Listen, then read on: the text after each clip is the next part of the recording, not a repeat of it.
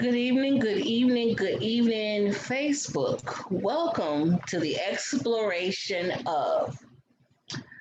Last week we had a very interesting discussion on the exploration of womanhood with some very great women, and we decided to continue it on and get a few more thoughts and has a few more questions with another great set of women. So today I have Miss Danielle, Miss Roshonda, and Miss Jamila on the live. Please welcome them. Yay!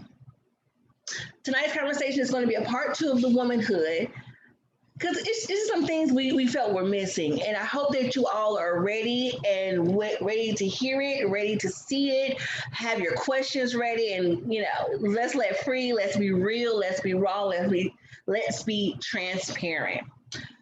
So, in all the events of that, you guys know the normal process. I'll ask a question and then we'll do a round table as to who's going to answer what and when.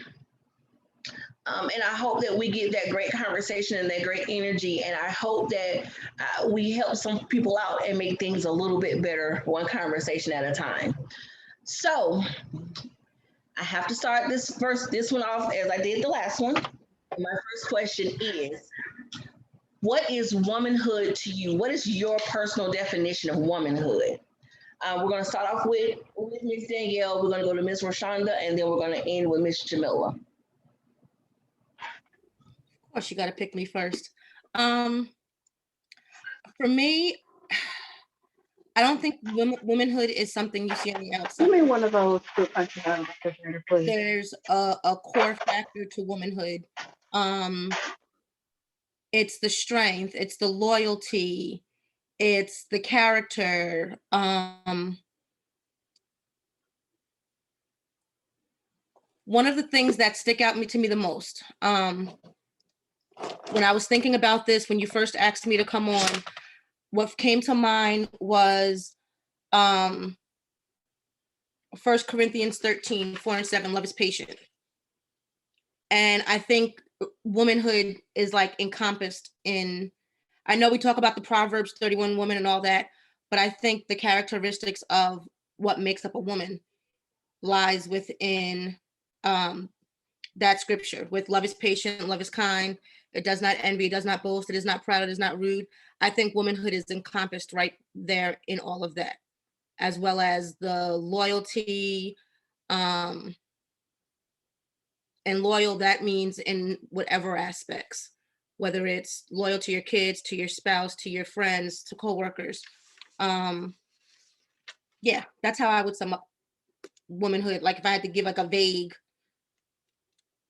overview of what I thought it was.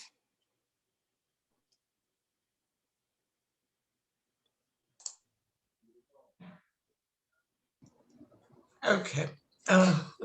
For me, to me, womanhood is the manifestation of everything I've experienced to date. The knowledge I've gained, the life I've lived, that's my womanhood. And also the ability to create, I believe, is a part of that. Be it environment, life. Womanhood gives you the opportunity to do all of that, and it encompasses everything, really, to me.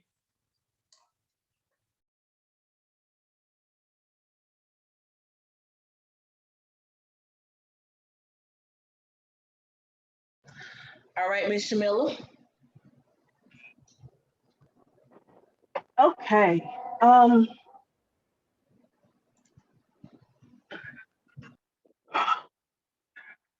You know, we all have our definitions of womanhood, but I will be honest, even in my 40 plus years, I'm not sure that I have a full definition.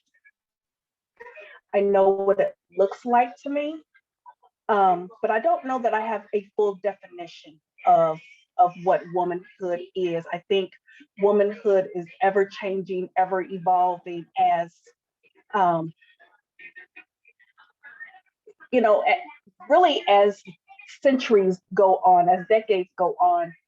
we are ever changing and ever evolving as women, and what it means to be a woman, what it meant for my grandmother to be a woman, to some extent in the 21st century has changed in terms of what it means for me to be a woman and what womanhood is to me.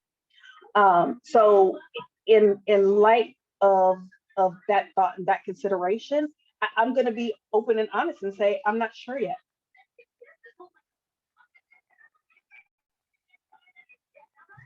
Okay, that's fair. That's fair. Um, so let's get into the crux of things for this particular section. Um, we last week we talked a lot about womanhood and different things that we went through as women. But this question came up last week, and I would be remiss if I didn't make sure that I asked it today. How much have the men in our lives played made an effect on womanhood? How have the male influence on womanhood? How strong is it? What is it? How does our fathers or brothers or uncles or just the men in our lives impact who we are as women and what womanhood is as general? From what you've seen your from your spouses or significant others or dads or cousins and how they impact your kids. What is, you have daddy's girl, and you always hear daddy teaches a girl what to expect from a man. How do they play a part in your womanhood? How do they play a part in your journey? um we're going to change the order. Rashonda, go ahead and go first. Wow, that's a good one. How I take it biblically, woman came from man.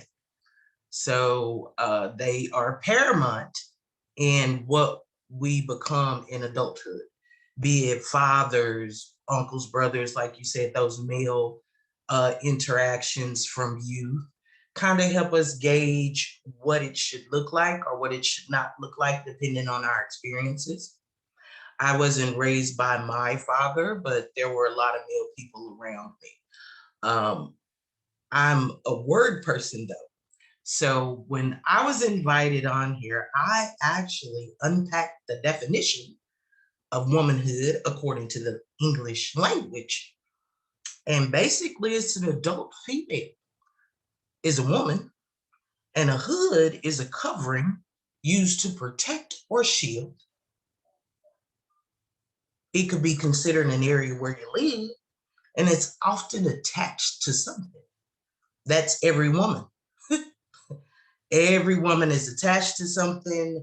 She feels the need to cover and protect and shield. And everywhere we are is where someone lives. I believe we get our start as humans from a woman. So, but it take a man to get with that woman to make it happen. So they play 100% of the role in shaping it, be it good or bad. That's my take on it.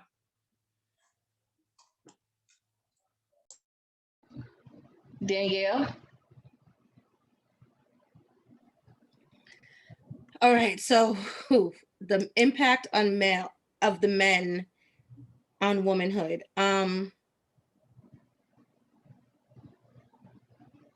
Yeah, this is a little difficult for me because I was raised by a very strong, extremely excessively controlling mother. Tamika, you've met her. I have some of her traits, and for those that know me on here, trust me, I am no place close to her. You think I'm bad. But then there wasn't an even balance to really have that male influence on that. My father was around when he wanted to be, but he was also a womanizer. So that's really difficult. So I think the male part and how it played a role was really, there were things I was left to figure out on my own in terms of male, female, if you look at it that way. And there are just so many things that me and my mother disagree on in terms of womanhood. So that one's kind of scrambled for me a little bit. So as Jamila said earlier, that's a work in progress for me. To answer that, it's a work in progress for me. Jamila? So for me, I saw the good and the bad in what manhood looked like.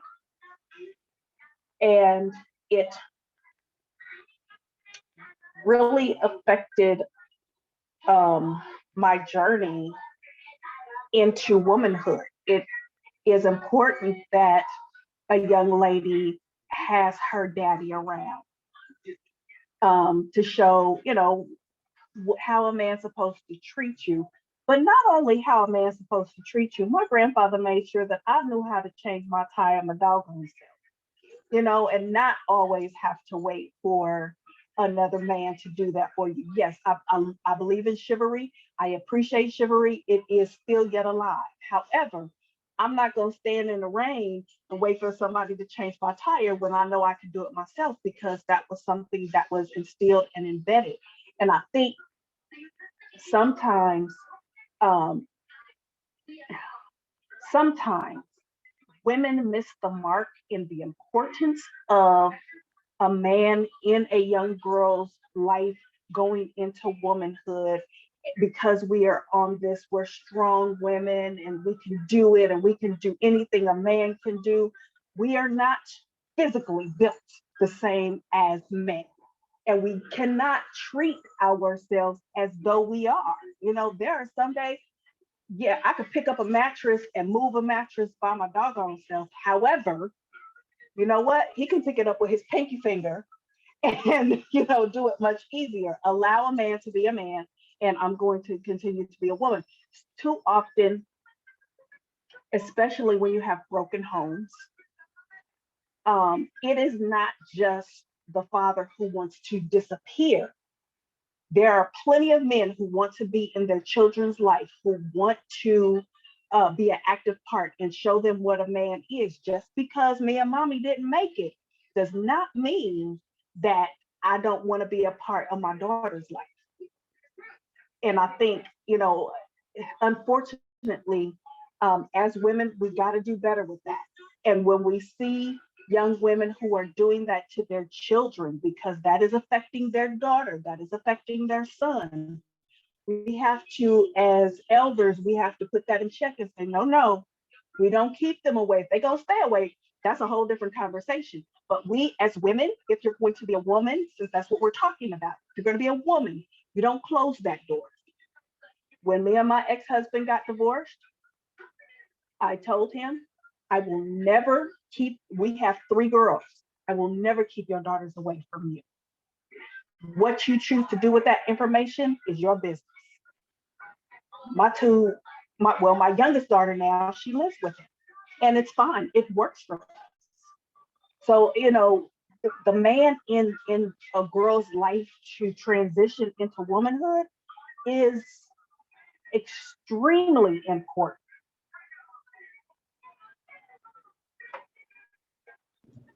I think on this one, I'm going to say just a minute, just a piece that, to piggyback on what Jamila said, it is very important that a man models what a woman should be treated like. And it's very important for a girl to see that, because it helps her set realistic expectations for herself and what to accept from a male. That's part of her strength. That's part of his words of encouragement. Even like Danielle, even if he do what he do, but his words of encouragement can help build a self-esteem and a self-confidence. So I think whether guys realize it or not, that time he spent with daddy's girl, being daddy's girl, gives us strength, because when you tell her, don't let no man do this to you, and you're not doing it to their mother, then don't let no man hit you. And you confirm that by not hitting her mother. They see that okay, mom and daddy not together, but he ain't treating her like nothing. He ain't talking, he ain't beating her.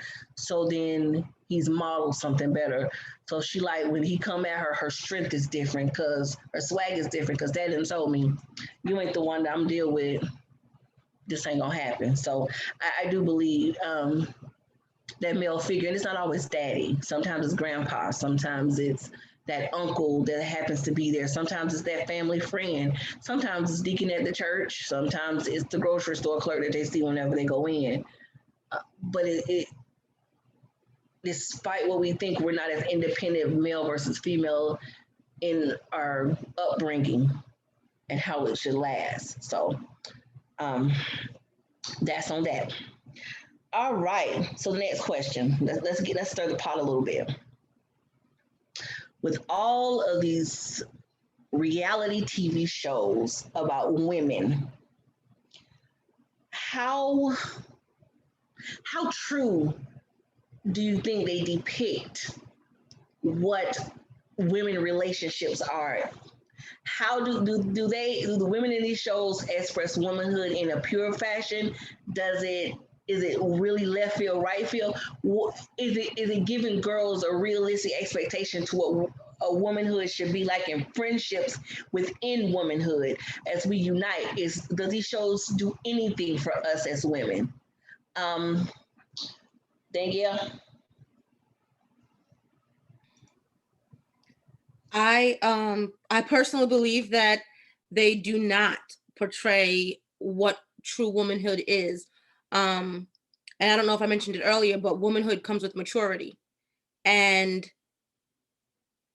what we see in the Real Housewives, the all of these different shows, I can't even begin to name them because I don't watch them. Yes, I'm guilty of, Real Housewives of Atlanta back in the day, in the very beginning, but I don't even watch them anymore. But that's part of that maturity. I think it gives our current generation, and even, I'm not going to even say just current, the generation coming up and then the generation like right before them, it just gives such mixed signals as to what being a woman looks like. But that's coming from those shows. That's coming from those same behaviors that they're exhibiting and seeing around them. I really can't see how anyone could watch one of these shows and really, I don't understand how a mature person could watch those shows, and mature meaning mentally, emotionally, spiritually, whatever, how you can watch any of those reality shows and think that this is the epitome of womanhood. So if we go back to the whole word maturity, what we're seeing and what's being depicted on all of the reality shows, it's actually confusing to our current generation. It's causing more of it's adding to, let me phrase that, it's adding to the money is everything dynamic, the marrying rich, the all you have to do is, get injections here, here, and here and look cute, and that's your value, and that's it. It's adding to the insecurities, it's adding to the dysfunction, it's adding to the toxicity. The therapy that these generations probably need is intense for them to reverse all of the dysfunction if as they're absorbing all of this stuff. But then that travels over into the other realm of music. So it all interacts and overlaps in some kind of way. So if we cancel Pepe Le Pew, let's cancel the Real Housewives and those two. I mean, yeah. We want to get rid of what's his name, the little Andale, the little dude. How are we gonna get rid of him? Like, yeah, let's if we're gonna cancel stuff, let's cancel what's causing the dysfunction in our young ladies. As Rashonda said before, what womanhood is adult female that protects, that covers, all of that stuff. That's not covering and protecting. So Yeah, that's it for me. Come on, Jamila. You know what? All I can say is amen to everything Danielle said. It's reality TV is so toxic and such a fantasy. It's a fantasy, and it's equivalent to the same thing that we were taught in Disney. Like she was saying, okay, we're getting rid of Pepe Le Pew. There's some other things we have to get rid of. We were taught from Cinderella that if you lose your clothes, that you could get a man. We were taught that if you know how to clean house from Snow White, if you know how to clean house, you could get 8 men. If you grow your hair long enough and somebody can get to that weave, you can get a man. You know what I'm saying? Let's talk about all these princesses and how we are perceived in terms of, and then within our community, because that's what we saw, we didn't see. Tiana only came out 15-ish years ago, and that taught us as a Black woman, you still got to work to get a man. So let's think about the storylines that were told in general, and then the storyline that was told to us as Black women. They're toxic. Now, when you talk about what it looks like in terms of us, first of all, I can't even perceive being that kind of cliquish type scenario. That's just not me. Me and one of my daughter's favorite lines is, "I'm Switzerland. I don't do all of that extra drama," right? So when you talk about womanhood and what it is, for instance, when Michelle started doing this, I was her biggest champion. Let's go. Let's do it. Oh, wait a minute. The thing is blowing up. People are starting to pay attention. Let's keep going. Let's keep doing it. Last week, I wasn't on the show. Was I mad? No, I was on the live. That's what friendship and womanhood is about. That's how you support your sisters. That's how you're your sister's keeper. A lot of times in sororities, we talk about being our sister's keeper, but from a day-to-day basis, girl, I love your fade. Girl, I love your braids. Girl, I love your fro. Hell, I love your wig. I love your weave. I love your shoes. We don't celebrate each other at all.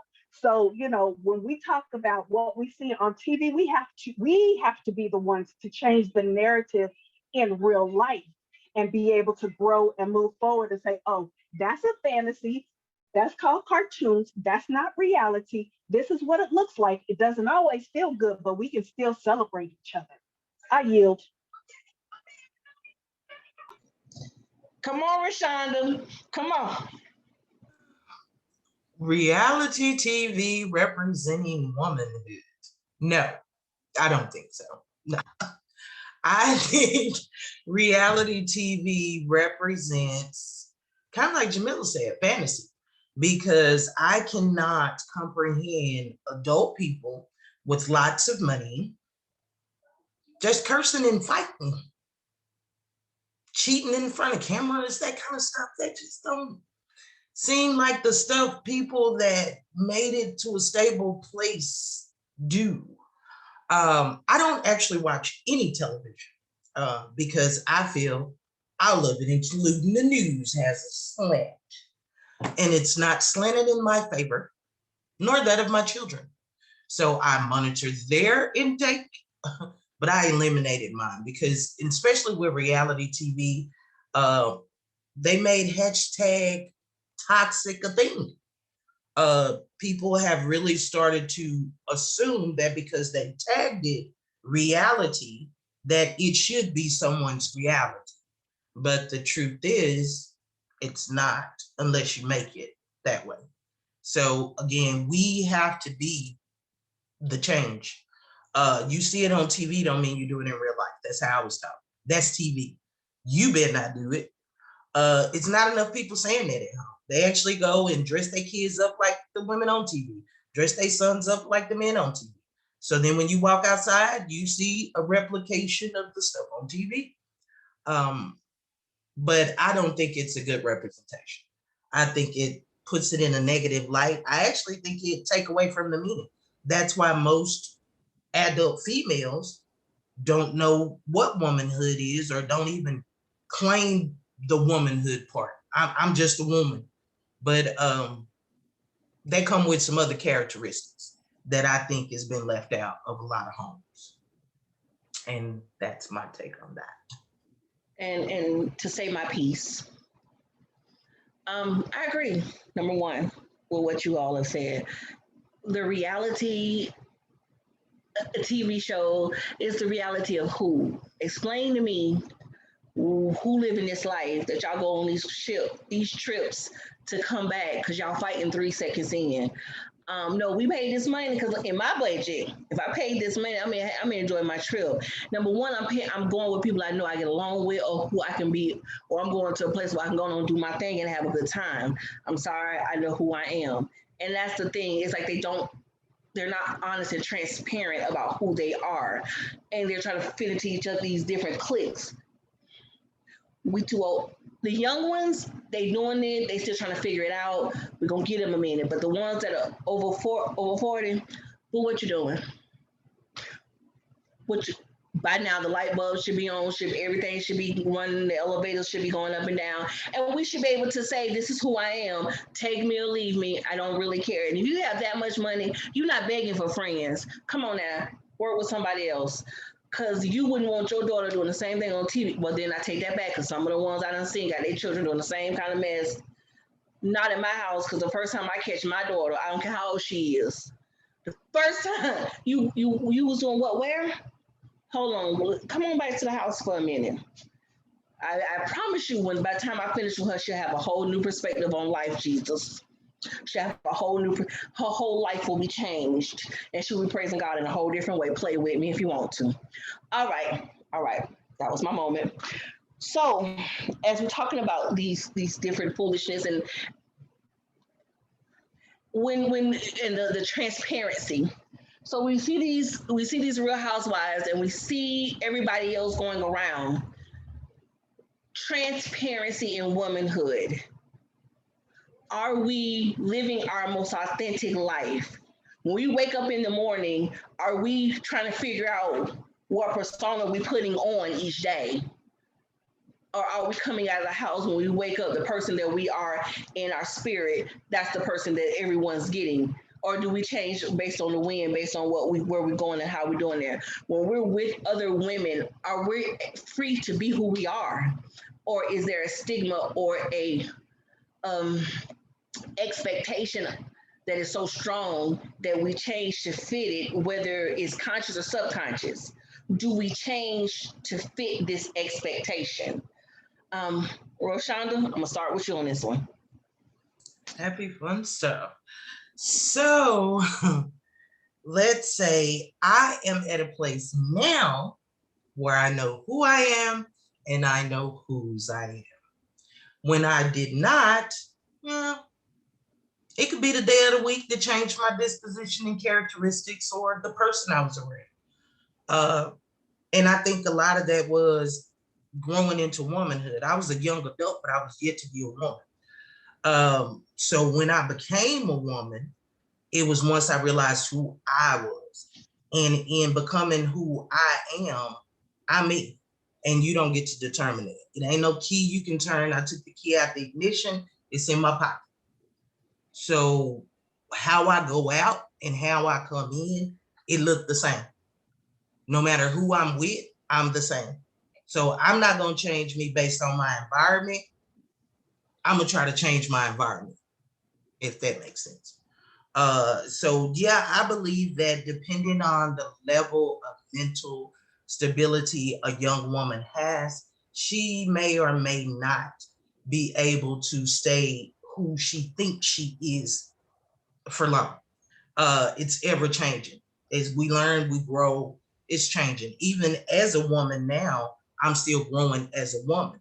So I'm still developing better characteristics like that Proverbs one. Ain't all the way there yet. I've ticked off a few things off the list stuff. So it's a process, and we growing until we don't really should be. And that's what needs to happen currently. One, more conversation should be had about what a real woman look like, what kind of characteristics those entails, and it should be happening in every home where a young female is. Danielle.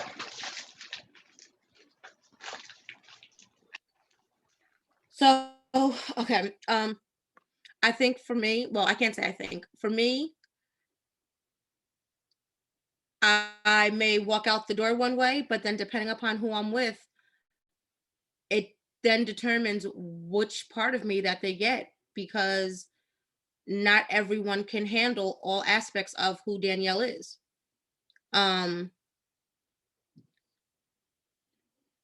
There are people, and there are people that can handle this part, the straightforward, the blunt, and we're blunt and straightforward with each other. Then there are people that can't handle that part. Then there's, I mean, so it truly depends. And sometimes I may have to tone that back at work. Other times work forces me that I have to put that all out there completely. So it really depends on who I'm around. And being transparent with that whole thing is that there is no place, and I'm being completely transparent, there is no one place or person where I feel I can be 100% me across the board, period. There's always that, wait a minute, don't say that, or don't do that, or what have you. And that's also a trust thing. That's also a trust factor. So when you're walking out the house or engaging with whoever you're engaging with, your level of transparency is also impacted by previous hurts as well. You know, you go and you're transparent, and then whatever you just boohooed and cried about or shared with somebody, you then hear about a week later from somebody else. You know, so it becomes very hard to trust people to be transparent when you know when you've experienced that kind of thing. So me personally, there's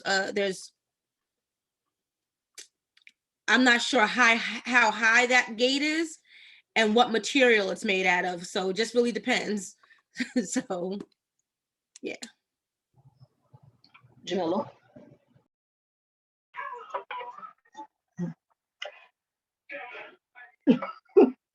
I'm taking that deep breath. I'm channeling my Ken tonight. Um,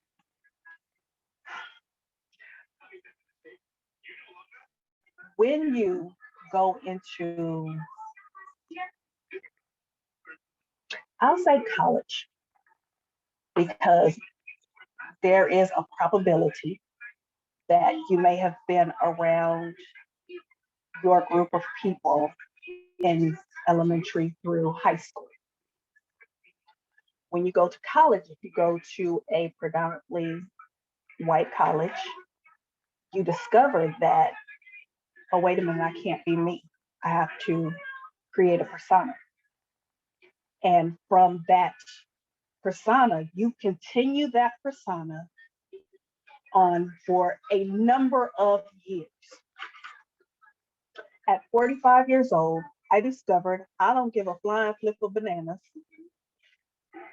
what people think about me, how people think about me, what people say about me, because I am authentically myself now.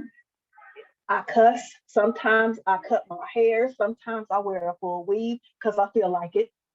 You know, so if you have a question about me, I promise you, you could come to the source first. I promise you, you could come to the source first. So, but I also have the luxury of working for myself. Now, that being said, you know, I recognize that the majority of women do have to go into a workplace to work.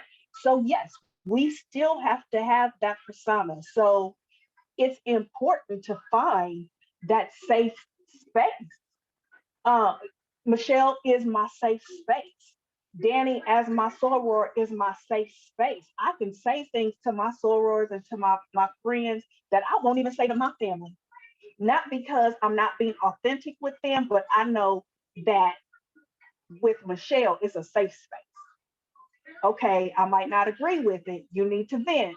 That's okay. Are you done? She'll say what she needs to say. She may give me some new perspective. I may still have a whole attitude about it. She might say something that I don't like, and I may have an attitude about it. I'm gonna get off the phone. I'm gonna pray about it. Either she's right or wrong in my world, and I'm gonna move on. But it was a safe space. And I think the sad part is because way too often, especially as a Black woman, you have to go out into the world and be somebody else, and you can't come back in and home back in and have a safe space to talk to other Black women who get it. Just like, just like Black men need to be able to talk to Black men. We need to be able to talk to, and we often hear, I'll say it that way. I often hear, it's important for Black men to marry Black women because only a Black woman can understand the trials of a Black man. I'm not saying that I disagree with that. I actually absolutely agree with that. We understand the trials that a Black man goes through as opposed to other cultures. Um, but but because we understand our struggles and what we have to fight through and go through from day to day, understanding Danielle is an educator. It's some days that she don't like them people. She just don't, and it's okay. But she should be able to call somebody that's a safe space and say, you know what, I don't like these people. It's okay. No judgment. A no judgment zone. And because we do have to walk in those personas way too often, we got to get better about, especially if you call me friend. If I call you friend, I acknowledge that you are a safe space. I don't call everybody friend. I believe that there is still definitely um, an acquaintance zone. I will put people in an acquaintance zone fast, quick, and in a hurry. You are my acquaintance. I know of you, you know of me. My friends are my safe space. I need to be able to call you and say thank you for being a friend.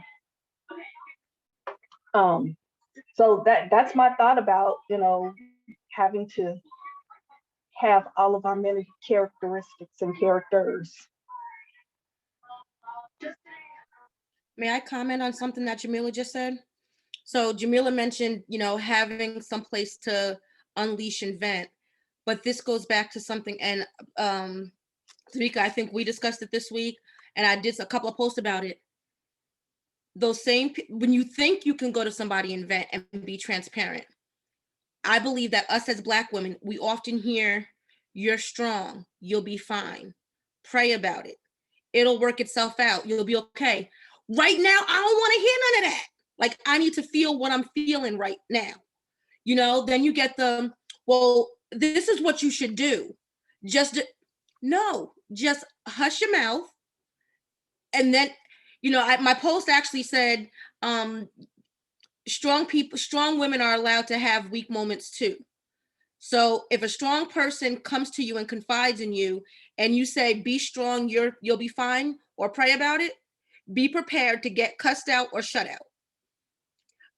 So it just goes, that's how important, just so we all know and others know that as women, know that our other women need those safe places. So I'm saying that just to tag on to what Jamila said, because myself, I was going through that this week. I didn't want to talk to nobody because anyone that I knew that was calling me was going to try to fix something. I knew when that phone rang and I saw it was my mama was going to say, girl, pray, Jehovah got you. I knew, that person's calling me, I ain't answering that phone call because they're going to say, you'll be fine. So just know that we all need to sometimes vent and not be told everything's going to be okay. Like, don't want to hear that at that moment. Tamika, but that's Danielle, that's there is a strength in being weak. There is a strength in being vulnerable. Um, and I agree with you because I have those moments. And trust me when I tell you, when I don't want to hear, oh my God, you're so strong. Shut up. Shut up. I don't want to hear that. That's why I have a safe space. That's why you have to have a safe space, because my safe space doesn't tell me, oh my God, you're so strong. My safe space doesn't say you're going to be all right. God's going, I'm going to pray for you. I need honesty. I need, sometimes I need somebody to come with me and put our heads together so we can figure this thing out together. Sometimes I don't even want you to come up with a solution. Sometimes I just need to vent. Let me, you know, so that's why I say in terms of we are strong when we are weak. It's okay to be vulnerable because having those vulnerable moments makes us even more strong. Oh, wait a minute. I can be weak and cry and all of that and still be out there. You know, my mother used to tell me, which is probably one of the best pieces of advice that my mother ever gave me, and I didn't know why. She said, go in that bathroom, cry your 2 tears, and then come on out of here. After you've cried your 2 tears, we're going to work it out. Whatever it is that you need to work out, you work out. You know, it's great to pray about it. Yeah, but let's pray about it. However, if there needs to be a solution, even in your venting moments, if there needs to be a solution, there, you know, you have to be able to come up with it. So I allow myself the weakness. I allow myself to be tired. I allow myself to cry. But when I do that, I stand up, I dust myself off, and I move forward. But in that, like I said, in that is my safe space. And I think that's the beautiful part of womanhood as you grow, because at set points that somebody that I thought was my safe space, and I find out they talking about me behind my back, I'm Edward Scissorhands. I will cut you off and won't lose any sleep behind it at all. So that's why I'm very particular about who I call friends. And to add my 2 cents on when it comes to that safe space and that vent space, hey, y'all know me. Y'all give me my couple days. Let me get this crowd, because I tell people cry is their pressure valve. So I'm gonna call you. I'm gonna say your piece, say my piece. Then I'm gonna say, okay, I can think now. And I cried and screamed, whoo, all that extra stuff off me, so now I can say it. But it's only a few people I can call and say that to that are gonna understand who I am. So you absolutely have to check on your strong friends who's there to make sure that you're okay all the time. Because yeah, y'all know, we for you crying, we're gonna cry together. Hold on, let me go get my tissue. I'm gonna cry with you. Let's go. Oh, you mad? Go give it to me. They did what for real? And I'm gonna egg it on. And then you get it all out your system. I'm gonna say, we done now? All right, now what we gonna do to fix this shit? But we have to understand each other, and as women, know when to say, "They did that for real," or say, or let the first thought when when you know they really mad. Hold on, I got some black in the closet. Where we going? Because your sisters and your good friends know that you don't really plan on doing nothing, but it's just a fact of solidarity to know that if I need somebody gonna say, well, I need to come get. All right, hold on.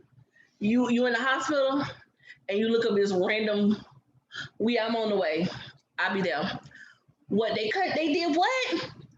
Pulling my. They did what now? They said what? Transparency. You know, but also had that friend to say, you finish all that noise, snotting and everything, face dirty. All right, clean your face up. Now let me tell you where you had life jacked up at, and let me tell you how you was wrong. You like, that's womanhood. Womanhood is accepting.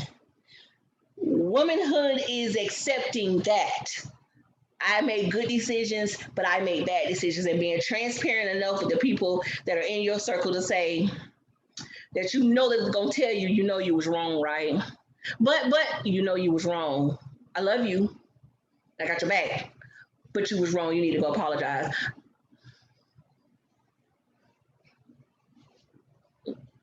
Okay.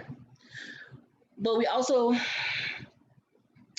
have to understand now in this day and age, especially with the young girls coming up, how are we teaching them to maneuver these personas? And I say that because we wear different hats, we wear different roles. I got me at my baseline, but I'm a mama. Which under that tree, I got the nurturer, the caretaker, the provider, the chef, the driver, and all these different roles. But then I got to go to work every day and be an employee, and I got to make sure that I make sound decisions that's going to keep me in my job, and I give my best so that I keep do what I need to do to make sure I have an income coming in. But then I'm the friend and make sure my friend's okay and make sure I'm there for them and they're there for me. And then I'm the daughter with the mother who needs me from time to time. So there go another head, and then I'm the sister who want to make sure my sister's okay because I'm the older sister and my wisdom and to make sure they don't make the same mistakes I made. And and I'm also the head of the household, so I have to make sure all the bills are made and everything is clean and all has to be done. So when all of that is done and have all these hats, how do we teach on how to deal with this?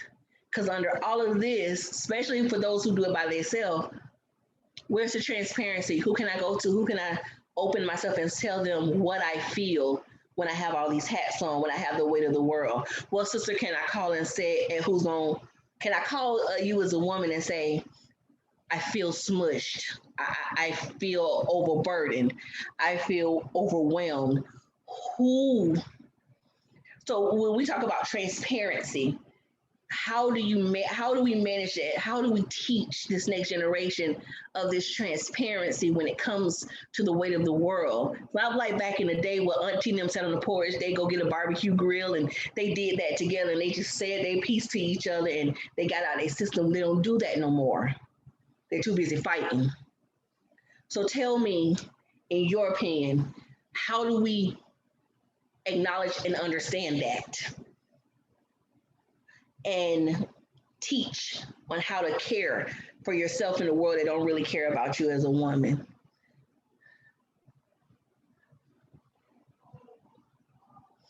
Ooh. Go ahead, Jamila.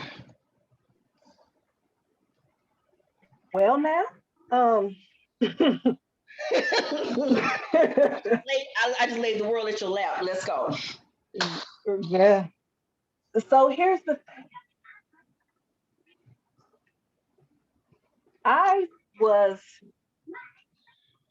blessed enough, and even though my mother cringed sometimes when I said what I needed to say, as a young girl going into adulthood, and even now I say things and my mother is just like, sweet Jesus, you know?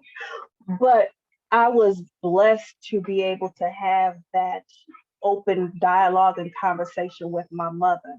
Your mother is contrary to what we say. Yes, I'm your mother first. And in a safe space, I can be your confidant, not necessarily your friend. I'm your confidant. So my mother was definitely my first confidant. And so I learned what that looked like.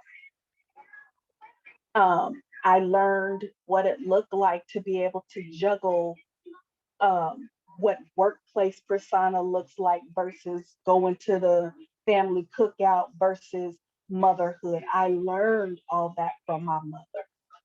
And so I was really, really blessed to be able to open up with my kids. And I have 3 daughters, to open up with my daughters and listen, good, bad, or ugly, let me know what it is. You know, in 5th grade, they have that growing and changing conversation. And with all 3 of my girls, I had a very different growing and changing conversation with them. And I told them what they're going to teach you is biology. What I'm going to teach you is the street. because yes, understanding the biology of how to make a baby is one thing.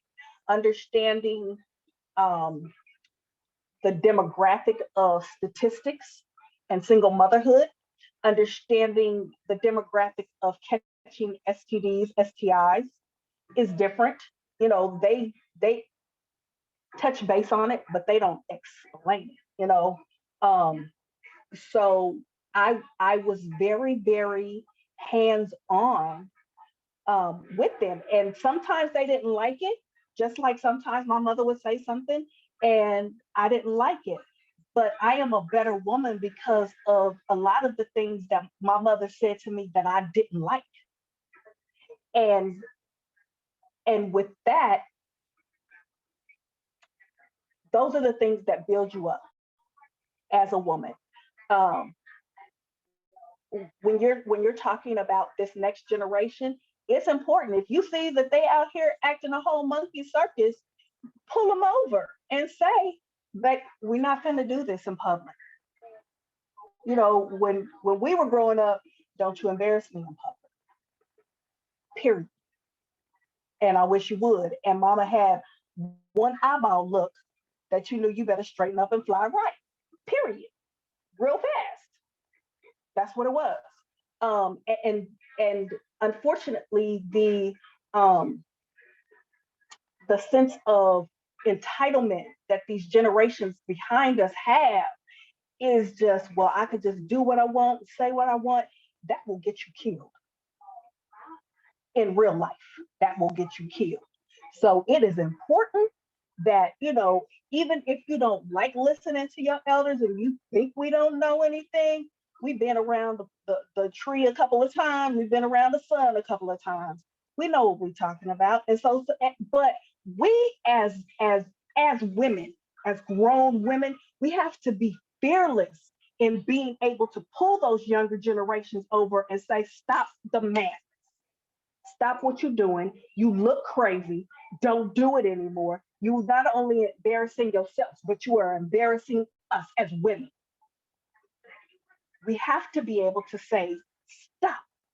And you know, they're not always going to like it. Everybody is not always going to receive it. But at the end of the day, in the Christian community, you're supposed to plant a seed, right?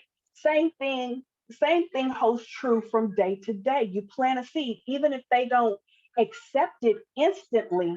At some point, you know what? Some crazy old lady came to me and said, don't do this. Boy, you know, I'm glad she did. It's just one of those things that happens. Just like the man on the corner tells young blood, don't do that. We have to, baby, come here. Don't do that. And this is the reason why.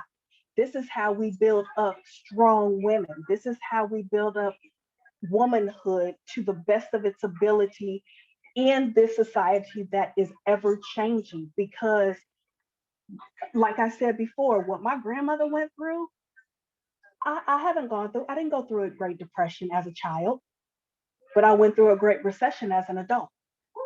And so it was different. So we have to accept and listen to the ever changings of society and be able to pull people over. And when you see that something is going wrong, at least wave the flag and say, hey, this ain't the business, y'all. This is not the business. So I think that for me, that's a huge part of how we move to the next steps of working towards helping this next generation of young women.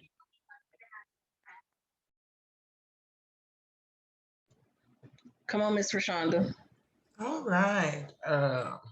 So for me, I believe the way we teach it is one by being it. So you can't teach what you are not or what you don't understand. When I was growing up, everything was grown up business and nothing was kid business. Well, according to my mama, my children know too much grown up business. They know when bills is due. They know they gotta be paid, even though they're not the ones paying. Because one day, these kids are gonna be adults. They're gonna have some bills. And I don't want them to think, I don't want my sons to think some woman gonna pay their bills. I don't want my daughter to think some man gonna pay hers. I want them to each be able to go out into the world and be productive members of society. So that being said, when we look at the younger generation of women, my my thought is most of the young women you see now were raised by babies. So they weren't really raised. They came up with a young woman, a young girl that didn't understand womanhood, and she raised a young girl, and they still not grown. Nobody's really a woman over there. So when you and your mama looking about the same age and you got on matching outfits and both of y'all got your cheeks hanging out, it's gonna be kind of hard for me to step up and pull you to the side and say, yo, baby girl, you know, them shorts could have came in at least mid-thigh and it'd have been a little more sexy for you. So there's that. In order to teach it, we gotta be at one. We have to stop thinking it's okay to just shower our children with things we didn't have. It was important to me. My parents didn't raise me, but my grandmother did such a beautiful, awesome job of raising me. I decided it was certain things she gave me that I wouldn't be here today without. So I give those things to my children. The things that I didn't appreciate, didn't yield me good results, those are the things I don't introduce to my children.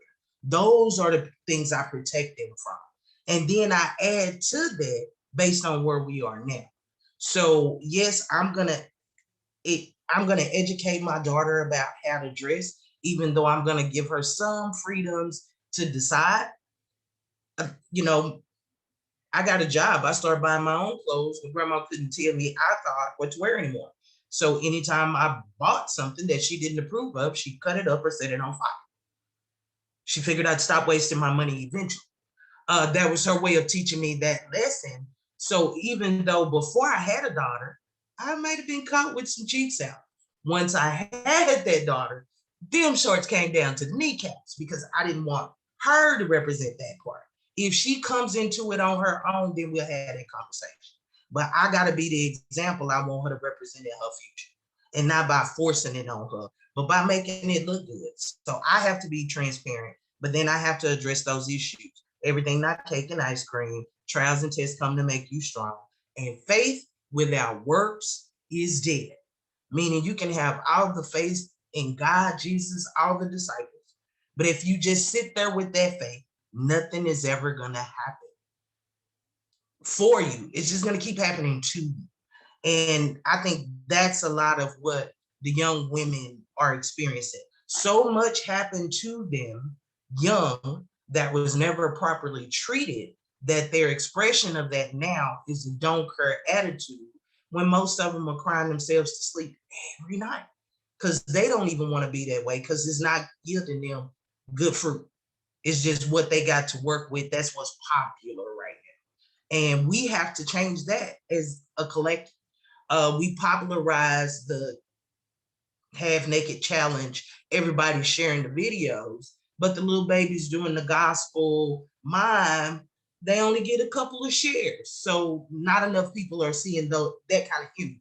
We're hyping up the negative content, even in trying to call it negative, it's still being put on blast. You got to counteract the negative with some positive. So somebody got to be that role model. Somebody got to be that change. That's my thought. Danielle. So there is a whole lot of nuggets from Jamila and Rashonda that I totally agree with. And first and foremost, it's leading by example. I feel it's my role, my everyday role in and purpose in life. This is something that I'm challenged with constantly. I was working in an elementary school and I was so unhappy. I knew I had to get back to working with where I knew I made a difference, and that was our at-risk youth. So being back in an environment now, working at an alternative high school, although we've only had one student come in person, everyone else is virtual. I'm in a position where these real conversations and dialogues can happen with the boys, with the males and the females, with both. About 2 weeks ago, the staff, we had this big in-depth conversation regarding dress code. And of course, the men were like, well, no tight fitting clothes. Well, the rest of us, all the women are like, if we put on something a size too big, we look frumpy. If we, so we had to go back and forth with that. So first it's leading by example, and the clothing, the way you conduct yourself. Let's start with when we all leave in the house with a bonnet and pajamas on. How about stop? Put a mirror by the front door. Like, should we be no one's saying in the midst of all of the Derek Jackson stuff and how his wife looked, no one's saying you got to be dolled up. But can you actually put a baseball cap on? Do I have the bad hair one? No, my beautician sells a hat and it's blinged out and it says bad hair day. Okay? Embrace your bad hair day. Throw that glitzy hat on. You don't got to put a face full of makeup on. Can you get a lip gloss that got a little bit of tint to it? Like, you don't have to go out the house like you literally are walking with your bed on your back and you just got out of bed. Let's start like there, because there's no differentiating how you act where, because what you do at home, you don't do in school. What you do at home, you're not doing out in the street. What you're doing at home, you're not doing at work. So if you're dressed the same way in every environment, you're going to act the same in every environment. That's not 100%, but you get my point. Like, if you're in your pajamas in the store, you going to act like you act at home when you in the store and the cashier isn't counting your change fast enough, or someone's cart bumps you. But the flip side to all of this, I'm raising a son. As a single mom raising a son, there's things that I can do and that I'm doing to teach my son about what the young lady should be like. So I think it's not just, yes, the bulk of it is teaching our young ladies, but there's a strong emphasis that needs to be on the young men as well. So if we're looking at the young ladies who are 12, 13, 14, 15, 9, 10, whatever, and we're talking to them, are we talking to the young men that same age? Because they're coming up right there together. So the same things, like my son and Tamika's kids, we back and forth between houses all the time, church, whatever. So the way I'm treating my son is how he's going to treat her daughter. And that's just as friends. So it just all goes hand in hand. Then when they go to church or they're around other kids, that same thing then starts to have to be spread. So it's not just our girls. It's critical for our girls. Yes, I'm not taking that away, but it goes hand in hand.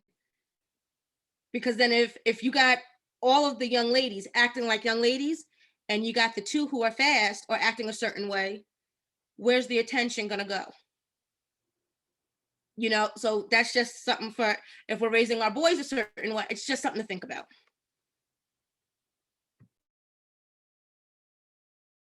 Okay, so I get it. The there's so much to unpack in that particular situation. But it was an interesting question was raised in the chat. It says, how many women, and I'm adjusting it for our conversation. As a woman, how many women do we walk by on a daily basis that you believe in 100% that are 100% confident and they care about each other and care about themselves? How many people do you interact with daily? Give a damn. Being transparent. I don't mean enough to try and get all the way delve deep into your personal life, but on a human level, on a woman to woman level, if I see a woman in the store and her tag's hanging out, I may not do nothing, but I'm either gonna tap on the shoulder, baby, your tag out, or I'm gonna try and push it in. Just on the, is it there anymore? And I don't mean just in a certain group, just across the board. The ages have ranged where I've seen older people watch them because they, in their mind is, oh, she's a little young, she ain't gonna listen to me. And they've written it off before you open your mouth to reach it, or you've reached your hand out. And the young ones, then you get mad when the young ones won't reach their hand, but they feel judged. and vice versa. Young ones don't have the older one, and because the older ones were like, well, they ain't gonna do this. It's two ways. So explain that. When you walking down and every day and you see a woman struggling, you see on the side of the road, you see her just walking through wearing something that you like, and you see, a skirt tucked up, part of a skirt tucked up into her pants. Just the everyday items. Do we care anymore as women? Do we see each other as part of our womanhood, as in a reflection? What say you, Rashonda? Let's start with you. Oh, wow. Yay. I say some of us see and some of us don't. Some women walk around with blinders on. Some women that look like me have a tendency to carry their life on their face. So they look rude and disagreeable, unapproachable. So you may see sis with the tag hanging out or the skirt tucked in and want to let her know, but her disposition or facial expressions, body language can completely stop you in your tracks. Me personally, if it's blatant, you're dressed up, and I'm gonna tell you, you hated the look, your panties showing, baby. I'm just trying to let you know. You tag out, yeah, I'll let you know. I'll stick it on back in there. I speak to people, just random. I'm a seller, so I connect with people. I'm just gonna speak. Everybody doesn't do that. Women, men are quicker to speak to each other and women than women are. And I don't know if it's because so many of us have been hurt by a bestie. She slept with a man. Mama wasn't there right. We got all kinds of mental issues we haven't unpacked, stereotypes. We watched them. We seen it happen to somebody else enough times. We learned based off of a lesson. I think a lot of that plays into that. The fact that as a people, we're characterized as the ones with the worst attitude and the worst understanding. So sometimes, even as people knowing it's a label, we see it, so we identify with it. I'm not that black person, but I know black people like that. So you wonder if that's one of those kind or one of your kind.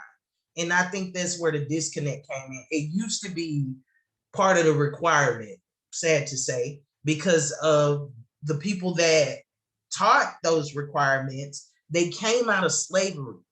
They had those systems in place then, they just kept pushing them forward.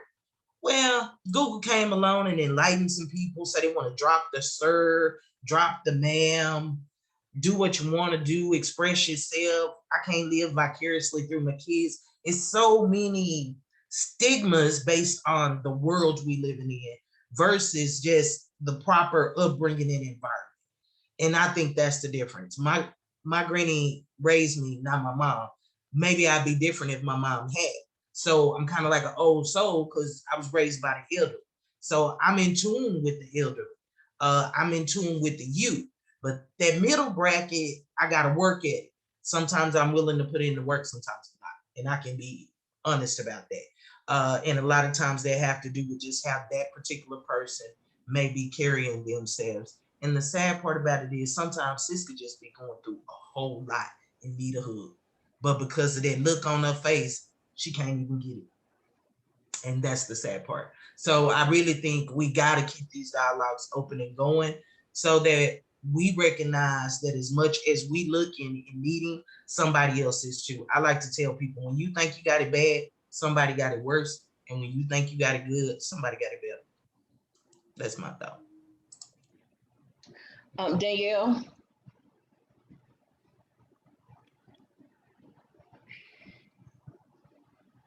I feel like I do make efforts to speak to, acknowledge, straighten my other sisters' crowns. And sometimes, and honestly, that's black and white. Just an example, like I'm in a group called Black Girls of Trader Joe's. So whenever I go to Trader Joe's, when I got that couple of extra dollars to splurge on Trader Joe's, yeah, it's like looking around. Is there another black woman in here? I mean, we got a whole little call and everything.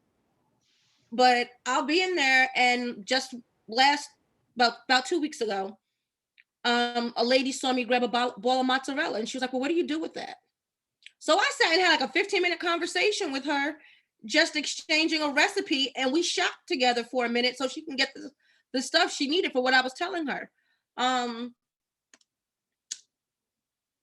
You know, Tamika, we tag team with the mamas and the babies and the kids, you know, at church. So it's when you see someone and you know, even when they have that mean mug, sometimes just you saying, exhale, you can breathe. Imagine that rough day at work you've had. You just got reamed out by your boss. You got caught. You left your umbrella at your desk and it's a downpour, and you still got to go in the grocery store to get some groceries, and the kids are calling you. And you're not even paying attention. You grab your shopping cart, you're knocking into stuff, and someone just says, it's okay. Breathe. We think that somebody, just because of their demeanor, may snap back at us, but a stranger just actually saying, I see you. And that's all it is I see you. Sis, I see you. I'm about to start crying. I'm sorry. I feel you. Like I feel this moment. I don't know what it is, but I feel it too. So let's breathe. And you can even break the ice with, like, think about it. Like if you're in a grocery store, Walmart, whatever, these cupcakes are really good. This is my go-to on a stressful day.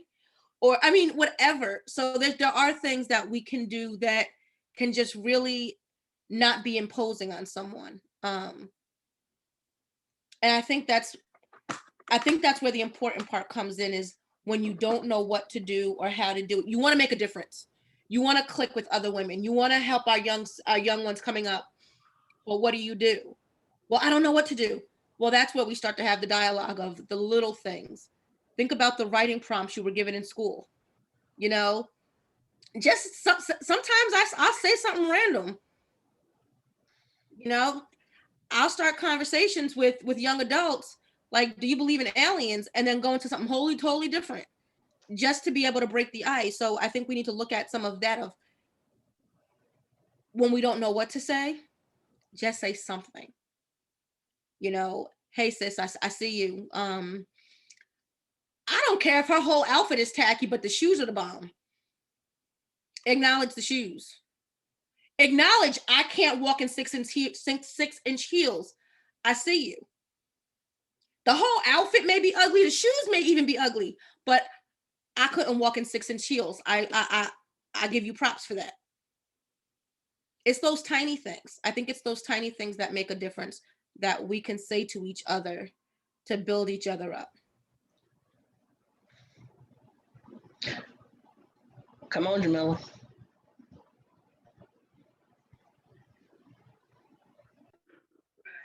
So when I was growing up, on road trips or the day before Easter, we would get our hair done. And then when we have our little headscarves on to protect our style. Now, that being said, we weren't going too many places.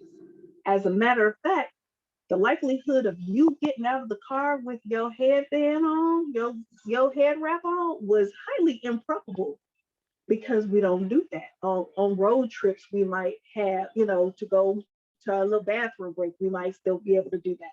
We didn't do that in public. I was taught that people will treat you how you present yourself. So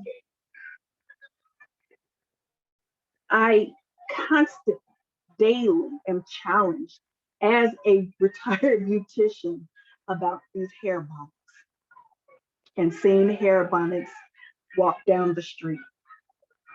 I'm challenged by that. I will now. I'll say this. Personally, I don't find that to be a fashion trend at all. I don't like it, right? But I understand that everybody's got to go through their journey. On the other hand, if I see somebody whose tag is out, even if I keep my 6 feet distance because we in Rona still, excuse me, ma'am, your tag is out. I might not touch you at all. If I see somebody, I don't ask people how they're doing if I'm not willing to listen to the answer. I think that is huge. Society has taught us to say, hey, how you doing? And we walk past and say, oh, I'm fine, thank you. On the other hand, that person who said, I'm fine, thank you, is really thinking about going home and taking a bottle of pills and committing suicide. Be willing and be ready to take whatever answer if you're going to ask how someone's doing. I think that's huge. We just don't say, hey, how you doing? I have become, I'll say it that way. I have become one of those people who tries to be very approachable. And I think that's huge as a woman to be approachable. I understand that there are moments where I have that absolute resting bitch face. I recognize it, I do. But for me, I try to be approachable. Um, because if I see somebody going through, because I saw it, and if I see that child or that woman or that man on the news the next day finding out that some harm came to them and I didn't say anything to them, then I'm at fault. I'm at fault. I am humanity's keeper. I am my brother's keeper. I am my sister's keeper. So if I see somebody who I see is struggling, who may need a hug, who may need a prayer, who may just need an encouraging word, I want to be approachable. I want to be approachable enough. I try to keep $1 or $2 on my persons to be able to if somebody's struggling and they need $1 to get them that last little bit of groceries or whatever. And sometimes you pay for the groceries for the person in front of you. How often do we as Black women pay it forward? How often do we do that? Honestly, we see it around, and we might catch it from time to time. But being approachable is everything.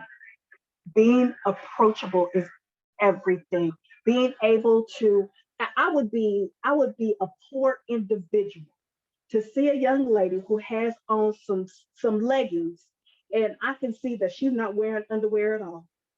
I would be a poor individual to not say anything to her and to let her walk around, especially if she doesn't know it.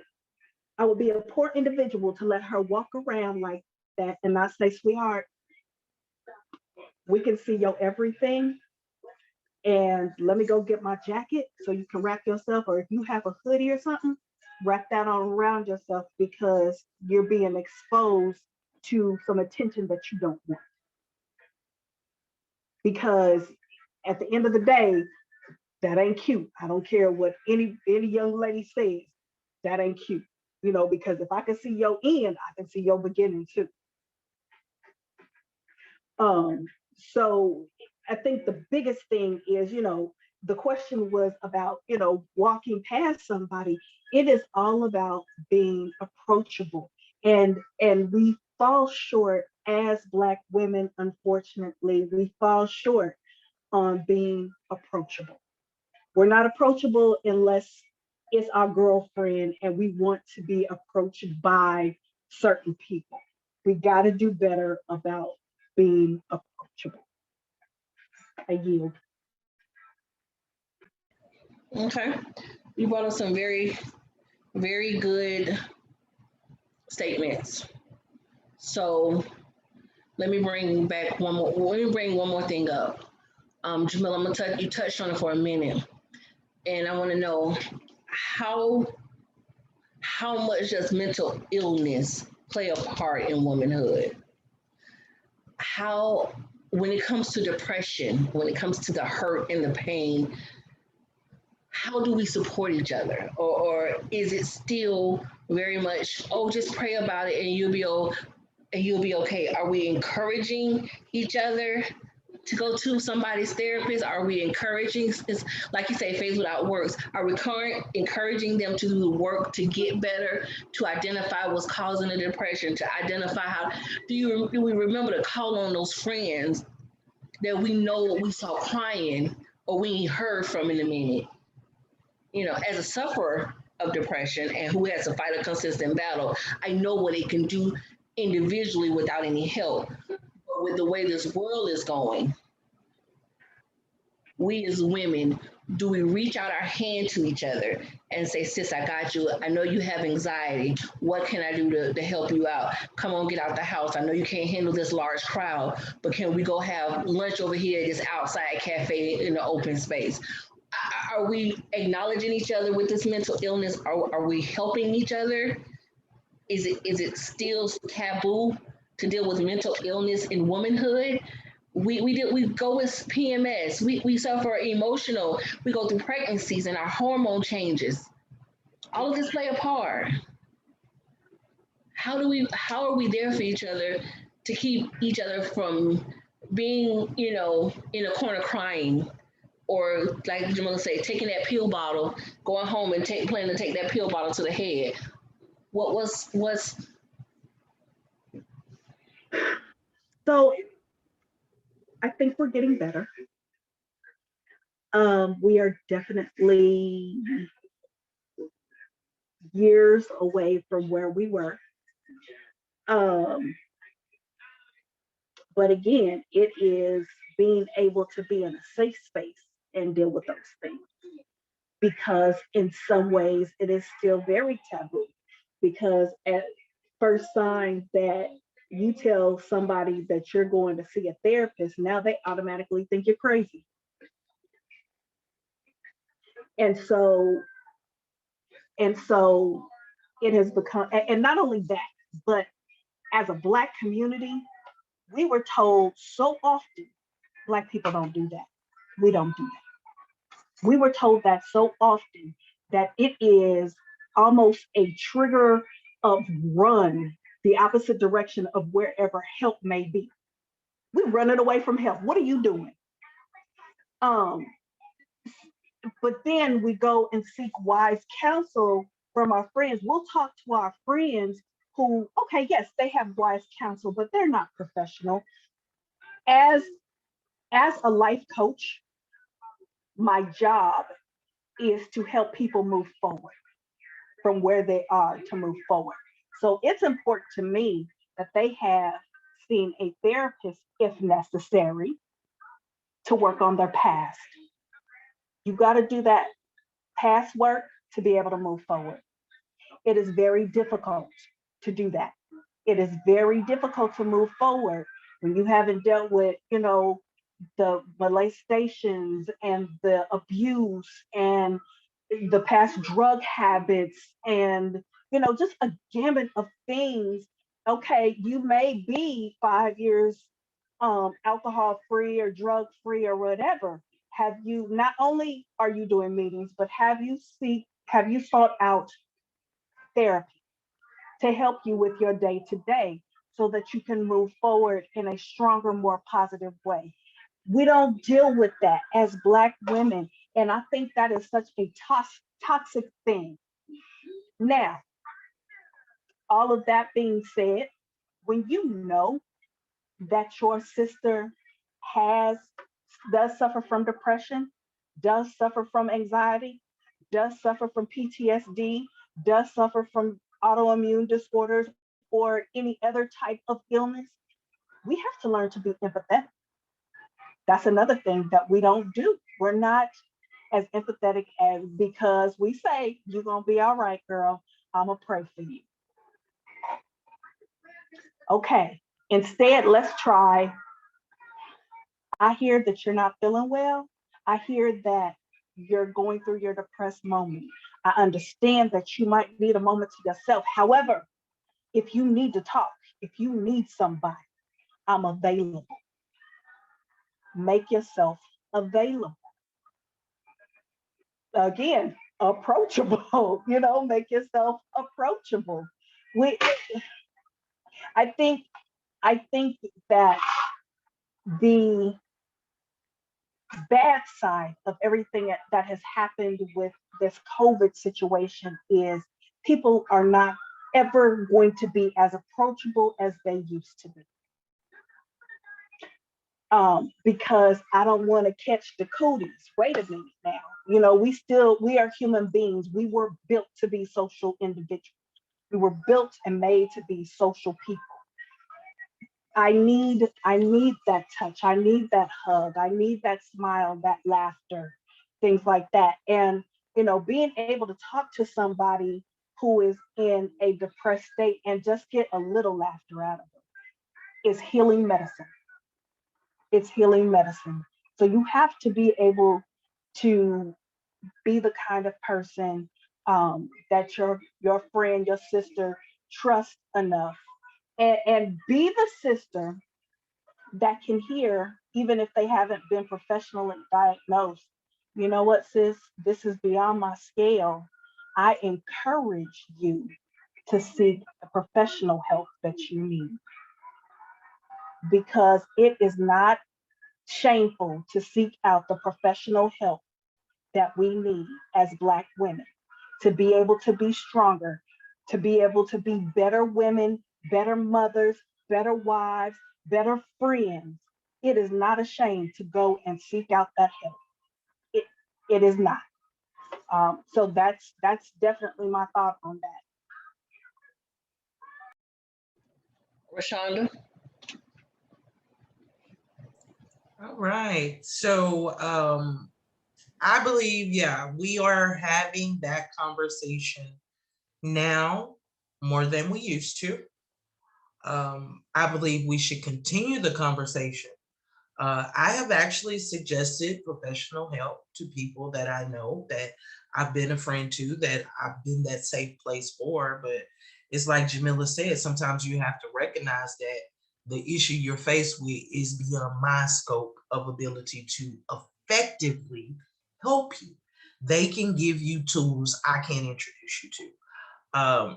Something else I think is paramount is sometimes the person talking is trying to figure out that solution, and talking just helps that. So being that person that can just shh long enough to where every now and then, yeah, is you listening to me? Yes, I've heard everything you said. I'm just letting you get it all out. Because sometimes by the time the person get through saying everything, something that they thought on all day long finally clicked in that regurgitating of all those feelings. Because a lot of the times our word, all the time, words is just expression of feelings and thoughts.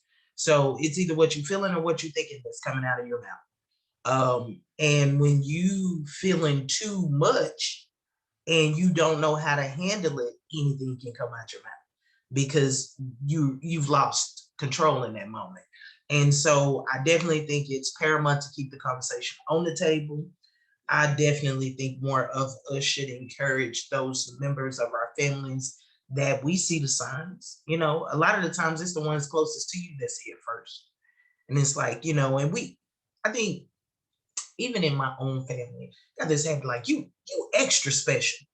Like the rest of us just regular special, but you extra special. Sometimes, you say it jokingly, sometimes it's accurate.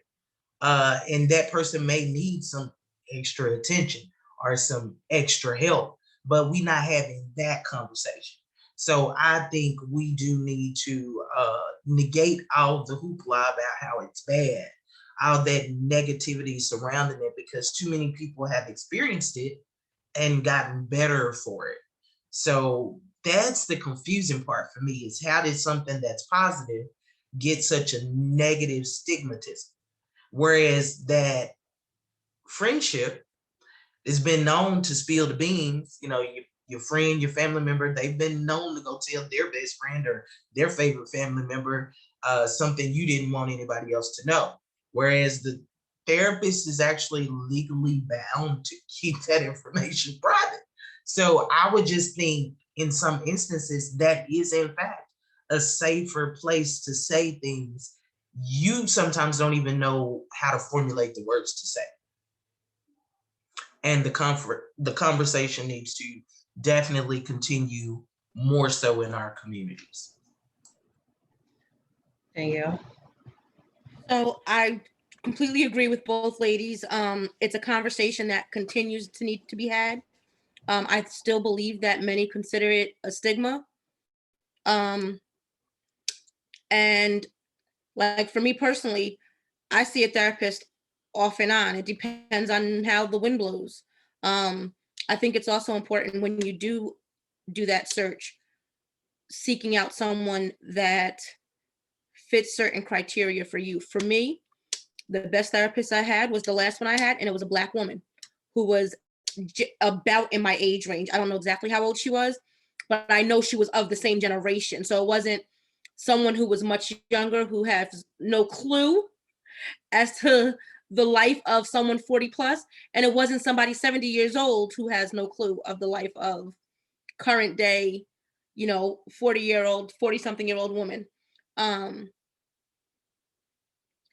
And just from my experience, I would say something and my therapist would say, her name is Renee, and she would say, before we're done with this session, like, you're not going to say that word again, because I'll end up saying something like, I'll keep saying I'm sorry or something of that nature. And I'm not allowed to say I'm sorry in my sessions. She's been working with me to do that differently, because I explain or apologize up front for something. But that's a whole nother thing. But I think it's still considered very taboo. Because if we think about it, people that saw a therapist, there was like mental illness was like a high thing. It's very more, we hear about it so much more now, and it's not as on grand of a scale as it was, in the past. The psychiatrists, the therapists were for people who were extreme cases. And I think that stigma still holds to people today. Even down to in the schools, they changed like even the counselor's name, and you have to give permission for the counselor to even see or speak to your child. Like, that makes no sense. Like, if your child needs to talk, they need to talk.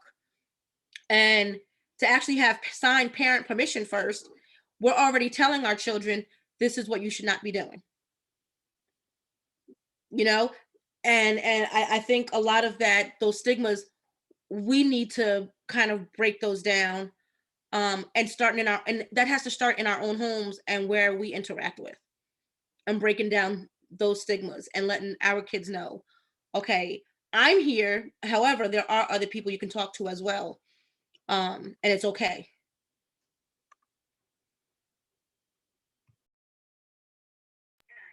Can I just piggyback off of something Danielle said? So Danielle was talking about, having to sign those parental consents for children to be able to talk to the counselors at school. And I think that is such a dangerous space to be, because we have taught that what happens in our house stays in our house. But what if what's happening in our house is not healthy, is not beneficial, is dangerous to the child? And your child is showing out, or that child is showing out in class because toxic behavior is happening at home. So, the first thing is, granted, at some point, unless you absolutely know what's going on in the house, there's no way to necessarily change that. But, educators know. I'm sure Danielle could attest to, she would know if a child's personality is just ever so slightly not what they usually are. You know, something may be going on, and they need to be able to talk to somebody outside, and it's a safe space, for therapists as well as coaches. We have a confidentiality. What happens in these sessions stays in these sessions unless it is doing harm to self or it is doing harm to others. So if there is a danger in what's going on in the home, yes, we're going to tell it. We're going to tell it. We have a professional responsibility to make sure that our Black girls, if a young Black girl is being molested at home and I see that she's showing out in some way, it's my professional uh it's my professional point to tell it so that somebody can investigate that. And at that point, yes, I have to leave it alone, but I've done what I need to do to make sure that this child is safe, to make sure that that child and maybe even that mother are safe, to make sure that nobody is being abused, in any other type way. I, this what happens in the house stays in the house is a dangerous thing. It's a dangerous thing, and that's a huge part of why we don't go and seek professional levels of help. And Jamila, I'm gonna add on to what you just said, because that was so, like, we hit the nail on the head. Yeah, that's the saying. Before a child starts divulging something, I have to tell them, like, and I'm not a counselor, but if a child's like, can I tell you what happened at home or whatever, or what happened? I have to actually say, depending upon what you tell me, like, I have to give a disclaimer and tell them, I may have to tell someone else this. And then once they tell me, if it's something that I have to share, I have to let them know, I now have to share this with XYZ. So given that disclaimer up front, a child may not even decide to speak to you.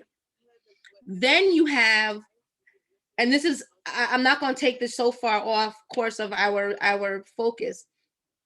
Then you have the people who are not culturally sensitive to students of different cultures.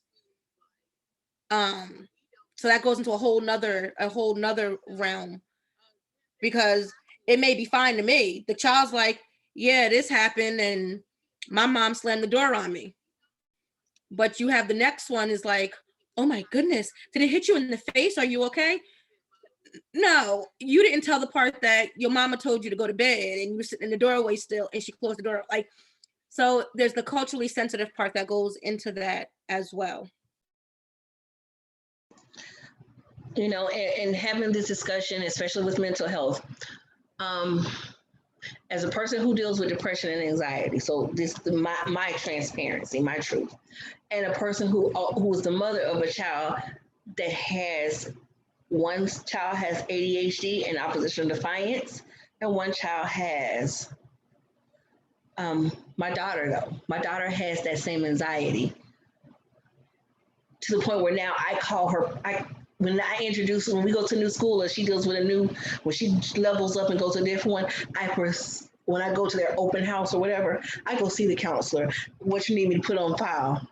My daughter may have to come out of class and sit in your office because she's gotten so overwhelmed and she's trying to fight a full-on panic attack. I need every teacher to know, if she asks, can you come out of class, send her to the guidance office. She can call me, I don't care. Our girls need to be protected. Mental illness, and a lot of times it's hereditary. Some people say it is, some people say it isn't. In my mind, it's hereditary. It's in my family. You need a therapist, let's go find a therapist. I know what I deal with, and I know what it feels like on the inside. And I told my child, whenever you feel that way, you come talk to me. If you can't come talk to me, give me your Marco Polo. I got 4 aunties she can call. She got about 7 numbers in her phone. If you can't talk to me, here's a whole bunch of people who you are your safe space. They may or may not tell me everything you tell them unless it's a danger, but they'll let you say whatever you want to say, because you may call them and vent about me, and that's fine. And that's fine, as long as you're telling somebody, as long as what you say and you get it out your system, so that you're not living with this and growing into womanhood carrying that same energy. Because I keep emphasizing I can't do nothing if you don't tell me. But as a woman And I'm gonna tell you, I'm gonna break womanhood in my generational family loop has happened. I deal with depression. My biological mother, who has been a drug addict for 30 something years, has pain, has depression, saw a whole lot of stuff happen. And instead of getting therapy, she ran to drugs. So every time she has any type of emotional situation, she gets high. It took me years of being an adult to understand that's why she stays out where she stays. That's why she has no interest in coming completely clean. How many women in your circle do you know have some sort of addiction because every time they feel something that doesn't feel good, they don't go to somebody's therapist. Everybody done told them is bad, it's taboo. So what they did, they ate that chocolate. So what they did, they drank that alcohol. So what they did, they got them drugs. So what they did, but it wasn't okay, I'm munching this a little bit just to get the urge off and keep going. I'm chewing my gum to keep going. No, I'm talking about the ones who drink until they're plastered. I'm talking about the ones who get so high because they don't want to feel anything, or they've eaten so much food to the point where, if you ever watch My 600 Pound Life, there's almost always an emotional underlying because nobody got this person help in enough time. They saw them doing it and they gave them the food, but they didn't take them to nobody's therapist. I go to therapy because if I don't, I found myself in the same habit. But mine was food, soda, and it still is. My stress level go high when you see me with that 2 liter. You know my stress is up. That's mine because I'm not gonna put drugs in my body. I saw what it did to my mama. I saw where she is, and I saw how she hurt my grandmother who had to raise her children. Hmm. So we doing all these things, and in all transparency, it don't work. In transparency, even I've had the suicidal thoughts in my life. So when I tell another woman, you don't have to go through this alone. I'm here. You need me to sit up here and come on. We're gonna be up 2, 3 o'clock in the morning together. Yeah, I know I gotta go to work, but I've been in that low point where I sat on my floor and I cried until I had nothing left and didn't know what to do with my whole entire spirit. And the only thing I can think of to do when you feel like that, I mean, I can get to nobody's therapist. I mean, I can do nothing else, but I can sit here and cry with you and I can sit here and be your listening ear. I can sit here and love you in spite of what you're going through. And I can figure out if I can get someone to your house, and I've done it before, call a couple other people, hey, I need you to go to this place, this address. And I've had someone call me, talking about she's having a bad day, go over to her house. We don't know what she's going to do. Come on, kids, let's get packed up. We're going to Miss such and such house. And we hung out and played until she was in a safe mode again. You do that and you pull that because as women, we got to. You don't know if she's getting beat up every day in the house. He ain't hit her face, so we ain't seen the bruises. But that's why she always wearing them long sleeve outfits and always have everything thoroughly covered. It's not because she just that particularly dressing. She's just not dressing like that. She's not just that particularly conservative. No, she's hiding the bruise and she's hiding the pain, but it may not be physical, it may be mental. He or she may tell them every day that you ain't nothing, you ain't no good, you fat, you this, you that, and you break a person down. And like Danielle said, it's the little things. When I had to explain the inside of depression to a close friend of mine, even to this day, and I know it's been about 12 years, she remembers to call me and say, hey, honey, how you doing? You thought sometimes it's, I love you, hugs and kisses. I hope you're having a wonderful day. Because depression is a consistent thought in your mind. And that's what people need to understand. When you're dealing with depression, it's consistent. It don't come one day and stop. It's always there. Some days we can fight it, some days we can't, and it takes us down. But when your friends call and say, I'm just checking on you because I thought about you. When your friends say, I love you, when your family say, I love you, that's all we need. You can't solve our problems. I love you. I need you to go to therapy. I love you. I met this person and she's great to talk to. You Christian? Oh, okay. I love you. Minister such and such gonna call because she can sit and talk to you. There's a way. Christian, non-Christian, whatever. There's a way. I feel passionate about that because we losing too many women and they're losing their minds because they don't know how to go get help. Their children, or they're laying in the bed in the depression, say their children are running wild, they don't learn nothing, they don't do nothing because nobody thought to come see about them. These children end up homeless or in an orphanage or because nobody thought about to see about them. Go ahead, Jamila.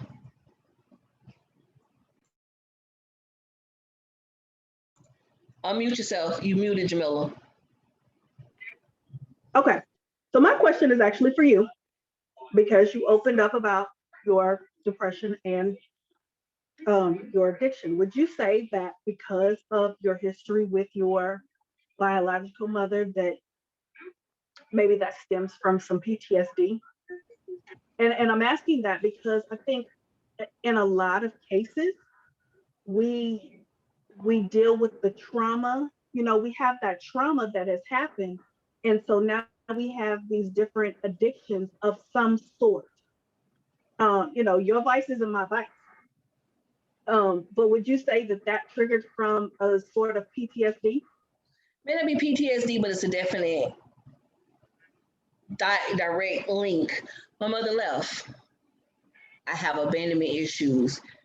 Don't just disappear on me because after a while I'm gonna give you once, then it's done. I'm done and over with. Don't come back because I'm not gonna let you keep coming back and hurting me over and over again because I dealt with that when I was younger. My insomnia, all of my pain manifests at night. My mother disappeared. Okay, that's when you always knew my pain because I cried at night. Um, my soda, the addiction was there. That became my vice. Candy. It went from candy to junk food like Debbie cakes and all that. And then when all of that wore itself out, then it went to soda. And I drank. I mean, and I was so bad. I went to the hospital because it was Coca-Cola. And I went to the hospital. It felt like knives were running across the bottom part of my stomach. They said, "Ma'am, you drinking this Coca-Cola, you eating them spicy foods, you're tearing the lining of your stomach up and your esophagus."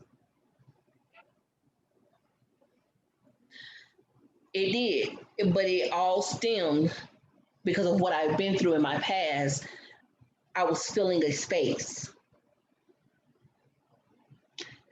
My need to help everybody was filling a space because remember, I just said when you deal with depression, you know what? No, I take it back. I didn't say it this time. So let me get you another part of depression. Sometimes when you're dealing with it,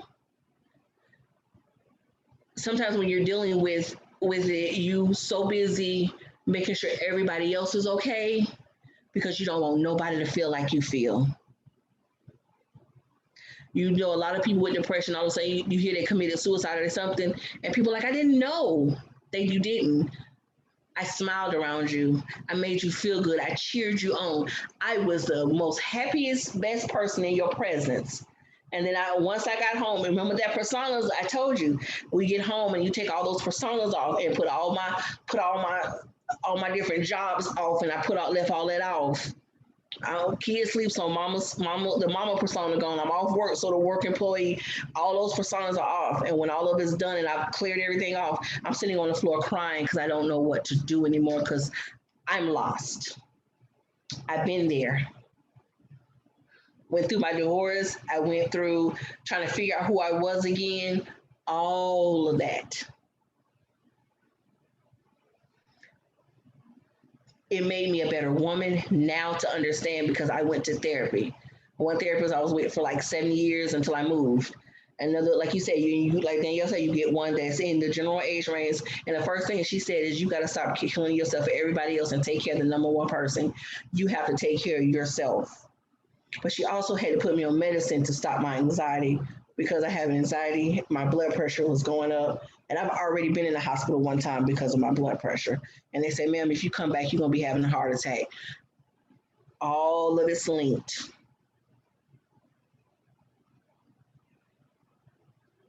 So when I say you can call me, I'm willing to talk. I'll be up in the middle of the night and have to go to work. But guess what? For every person that I can get through the night, at least I know we can get you to somebody's hospital. We can call somebody and say, hey, go check on her, go sit on her. Hey, girl, go somewhere. It's daytime, get up, go to the store. Something we can do. Never want anybody to feel that kind of pain that tears your heart out. And that's what depression does. You get in the shower and you cry. You go in your room, close your door, make sure your kids don't hear you, and you cry. And then when someone calls you, you clean your face up. Hey, what you doing? Uh-huh. And you put this big bright smile and you're so wonderfully, but you're dead.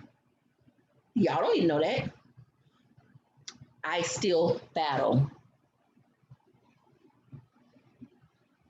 To this day, I still battle.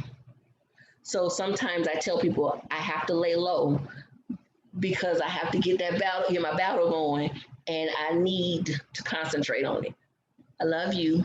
I want you to be in my life, but you got to give me a minute because I got to fight this battle. And sometimes I need people to fight it with me, but sometimes I have to let myself and do self-care. This weekend, I went away and I spent the night in a hotel room because I had to do self-care. Women and women, we have forgotten in womanhood, we've forgotten what self-care is. You demonize a woman who takes the time away from her kids to take care of herself, but when she abuses those children, you mad.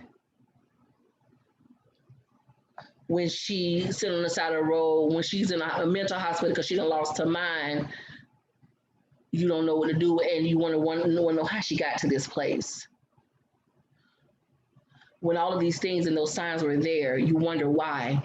Because instead of demonizing her,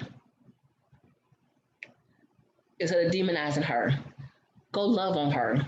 Baby, you need a weekend. Like Danielle said, this weekend she had mine too because I needed a way because it was too much. Life was too much, and I had too much going on. And I went. I didn't do nothing special, didn't know extraordinary. I slept like a giant because I was in a new clear energy space. Woman to woman, she heard my cry. And you have to know that with women, you have to understand each other. There are women being abused this day, but have nobody they feel like they can truly turn to, so they stand in this situation. And then when they end up dead, people ask, why didn't they leave? And then I want to ask them, well, where was she going to go? Did you tell her she was welcome at your house? Oh, no, you saw that her kids didn't act the way your kids did, so you told her you didn't invite her over and you didn't want her to come around. You knew something was wrong, but because it didn't fit in what you wanted at that moment, you ignored it and brushed it off. So now she's dead. Why you throwing all these flowers at this funeral? Why didn't we give her these? Why didn't we go check on her, see about her while she was alive? I yield.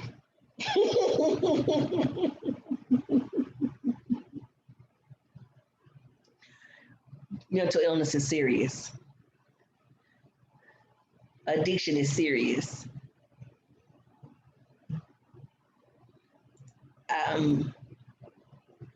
I just need people to understand that with the whole entire, and any man dealing with a woman and you think she may have any one of these issues, go get her some help. Love on her. One of the ladies in the comments said, this is why I'm going to therapy. I still have the feeling of feelings that feel like I'm not enough. I feel like I'm dying at one point. Yeah, that's what it feels like. That's what that hurt and that pain. That pain is real. And you get to a point where I am where you're transparent enough.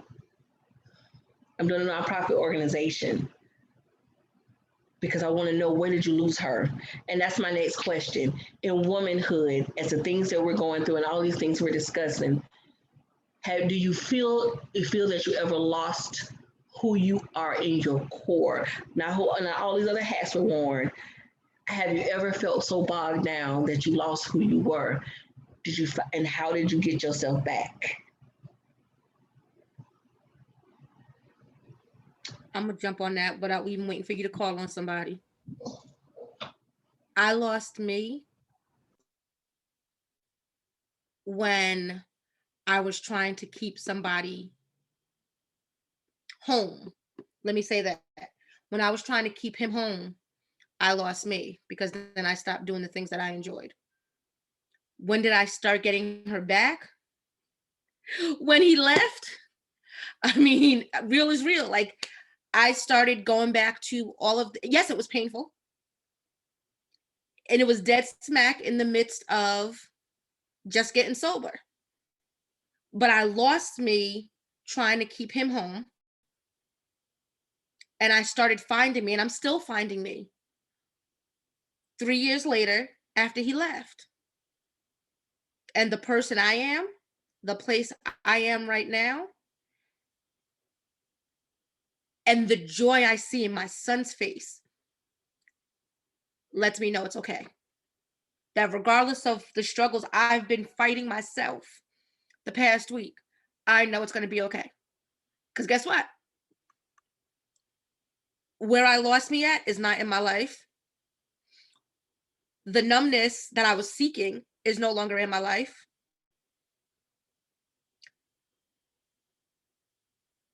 And I love this. Your title's perfect. I love this exploration of her right now. It has its mountains, its rivers, its valleys, it's whatever. But I'm actually enjoying this exploration.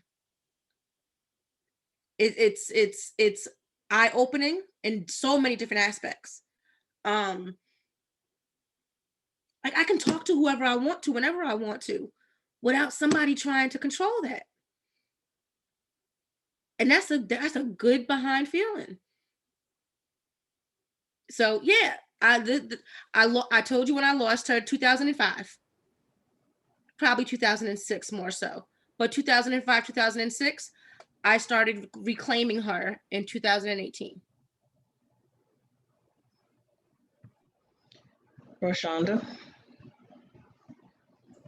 Yay. I want to say it took me an extremely long time to find her. And once I found her, I only lost sight for a little while recently. I was in the midst of doing so many things, homeschooling my children, finishing up a book, starting a new career path. I just overloaded myself with activity and then forgot to look out for me. Forgot all about me for a few months, just focused on everybody else and all the tasks that I had accumulated and assigned myself. And then at a moment where I should have been at my happiest, the day I got my hard copy of my book, I actually had a meltdown and just cried all over my husband, just all over him. Because that's when I realized, like, yeah, I hadn't retwisted my hair. I was changing clothes every day, but it's like, that was it. You know, I'm getting up. I'm maybe eating, may not be eating, but I made sure everybody else ate. Whether, did I take a bath today? Yeah, I think I took a bath today. But I made sure every kid in the house was clean. Did I read something today? Maybe, maybe not. But I made sure every kid read something. And it was literally just getting to that place where I felt like I should have been jumping for joy, yet I was weeping in sorrow. That helped me realize that, hey, you lost a step, you skipped a step, you missed somebody in this equation. And it was like, we as women, once we feel like we know something, we think we're guaranteed to know that something for the rest of our days. But then the seasons change, the weather changes, the kids grow, you grow, the man grows, and you're not exactly her anymore anyway. So in that process, if you're not paying yourself the proper amount of attention, like you said, self-care, if you're not the person right below God, you can get lost at any given moment. So it's just, for me, it's that matter of saying, you know what, okay, yes, I'm gonna put God first because he's the head of my life, but right up under him is me. Because that relationship, that's me and him. And at the end of the day, I can go to him whining or whatever, but he's gonna always ask me, what did you do? Because faith without works is dead. What work did you put in? What did you do for you? Did you buy you something new? You spending all your money on the kids, and as women, we do that when we have children. we'll go buy them everything and then get home and be like, oh, snaps, I got me nothing. I'll be all right. But if we don't take that time, we won't be all right. And in the end, those kids can suffer for it. That man can suffer for it because for a few days before the breakdown, I didn't like any of them people that lived here. I felt like they was all just using me, taking advantage of me, sapping me dry, and they wasn't saying thank you frequently enough. They wasn't pouring back in. So that's another thing. As women, I think, and I found that paramount. I pour out into people that have less than what I have. I had to learn that a lot of the times the people you pour out into are not going to be the same people pouring into you. So you have to have that group that pours into you, just like you may have that group that you pour into, so that it's a circle and it's never ending and everybody gets what they need in those instances. So that's my thing, just keeping in mind every day I schedule time for me. Even if it's just 30 minutes of me reading a book that only interests me. If it's 30 minutes in my prayer closet, I'm going to get some me time every day now. Go ahead, Jamila.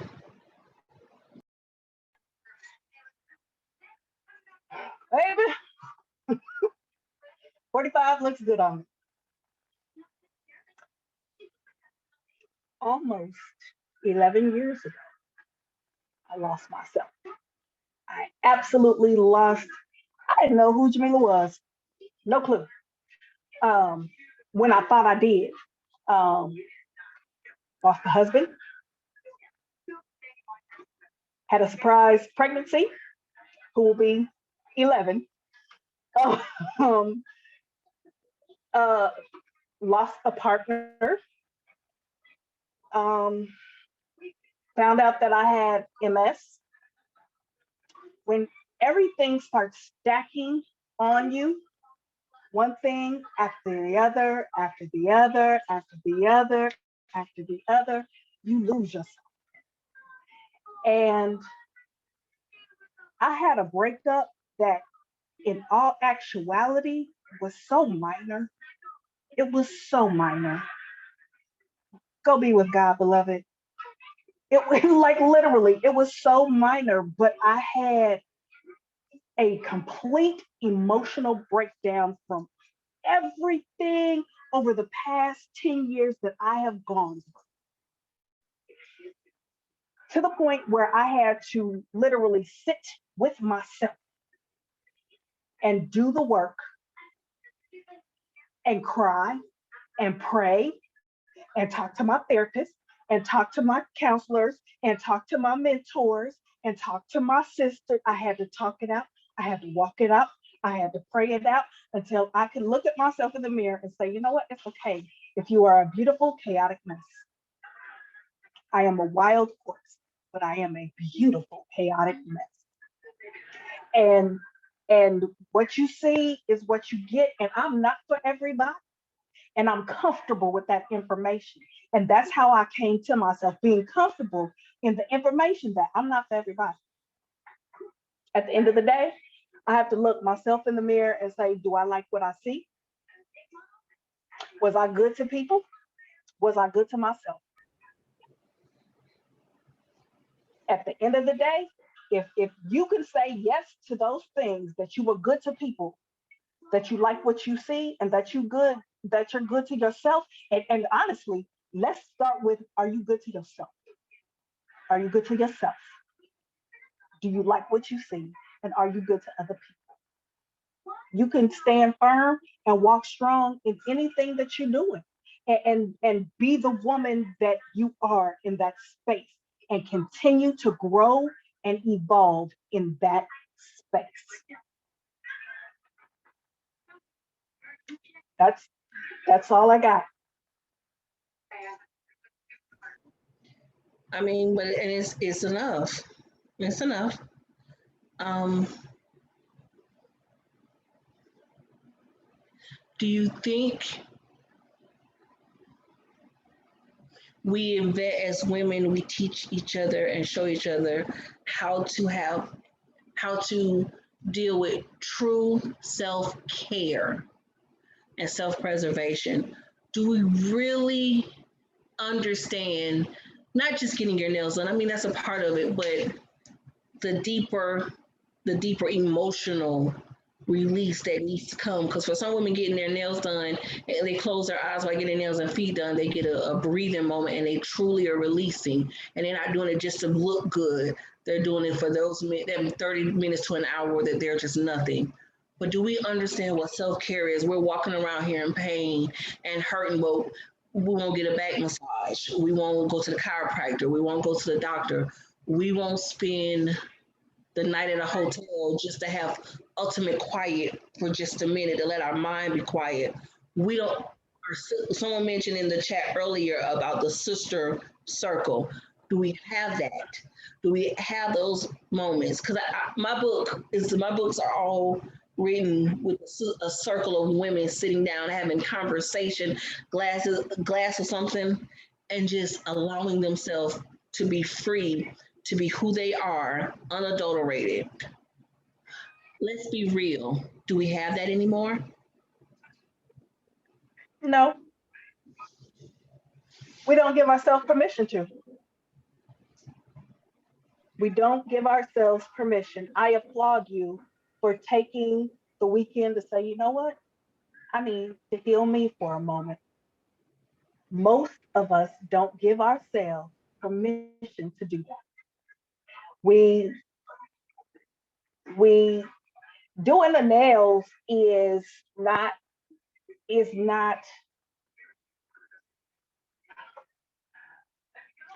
doing the nails is the beautiful, and that feels good to us. We want to look pretty. Having somebody actually rub on your feet is healing. Most people go and get their nails done, but how often do you actually go and pay that little bit extra for that little extra couple of minutes of somebody just rubbing on your feet? Because there are toxins that are released in that. There is healing in our hands, there is healing in our feet, there is healing in our head. And I know that anybody who is a beautician who may be listening to this, or in the cosmetology industry who may be listening to, understands what I'm saying. I Lord, I take and took every client that I ever had very seriously, because I recognize that that's a ministry. It is so important to give ourselves permission to get a massage, to get a facial, pull those toxins out of your face. It's important to, I don't want you to just do my nails. I want my hands massaged too. I need that reflexology and release in that. There is self-care. How often do you sit and just do this with your own hands? Just, rub on your own fingers. There is a release in that. There is a release in that. We have to give ourselves permission to release, the tension, instead of carrying the weight of the world on our back. Transparent moment. When me and my ex-husband were going through our divorce, I ended up in a behavioral facility, is what they call it professionally. Um, and I went through the process of trying to heal because we had both broke down. And I did the therapy sessions and I never said anything. And I did the therapy sessions and I never said anything. 3 weeks I was in there. I hit the third week, my last day in therapy, and the therapist says, well, this is your last day. Is there anything that I can help you with? And the realization that I came to, that a lot of people come to, we say all the time, God does not give us more than we can bear. So, beloved, at the moment that you start taking on other stuff than what God gave you, you end up in a very harmful space. And so, because I learned that, I will not take on more than I can handle. If I need a timeout, I have zero problems going and locking myself in a bathroom for a moment, taking a shower, crying it out, calling my circle of friends, get a glass of wine, let's talk it out, let's go have some appetizers and a glass of wine. I have no problems doing that anymore, unapologetically, because that was a tough lesson to learn. It was a very, very tough lesson to learn, and we don't have to go through that. We do not have to go through that. But as women, we just take on the burdens of the world and don't love ourselves. Do you like what you see in the morning with the crust in your eyes and your breath still doing what it do? Do you like what you see in the morning? You know, or do you feel like you have to take on your clown face before you are accepted into society? This is the place that we have to get to, that you love yourself raw. That is self-care. Love yourself raw. That's all I got. Rashonda. Yes, ma'am. Sister Circle. I have one of those. And I've had these ladies as a part of my circle for more years than I want to say out loud. But I believe those circles still exist. It's just a lot of them have become toxic playgrounds for misguided women folk. I know a group of young women that encourage each other to say some of the raunchiest, most out of line things a young woman can say out loud or towards the public. But they congratulate each other. You know, if one of them posts some disrespectful stuff, they all chime in. Yay, you know, that's fire, 100% on point. My circle didn't operate like that. Uh, it was more so you can't deal with the kids, you're overwhelmed. Hey, we all here now dealing with the kids. All these is our kids. All of those kids belong to all of us, and we're gonna love them all. If I'm the one feeding and you the one bathing and you the one work, whatever we needed to do to where we could all keep moving forward. That's what the circle of sisters should produce. And it's kind of correlated to that village mentality because the village had disappeared. That's how I ended up with that circle. I came from a traumatic youth.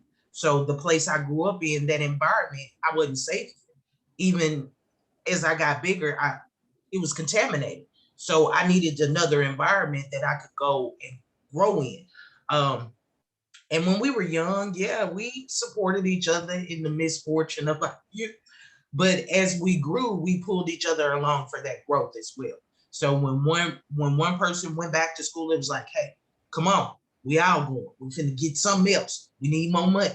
You know, if I'm moving up, hey, let's look at some different elevation. I'm looking for a house, but you still trying to do that apartment, you're gonna look for a house. You know, it's that helping you be the best version of you that you want to be is what I believe your circle of women friends should produce. Yeah, they'll, you know, we can ride together on some negative, but on the ride, I'm gonna tell you how negative this is. I'm not gonna just ride and be like, oh yeah, you right now. You wrong. It's two left shoes. You know, we go over here, you something to get in trouble. Do you have your own bail money?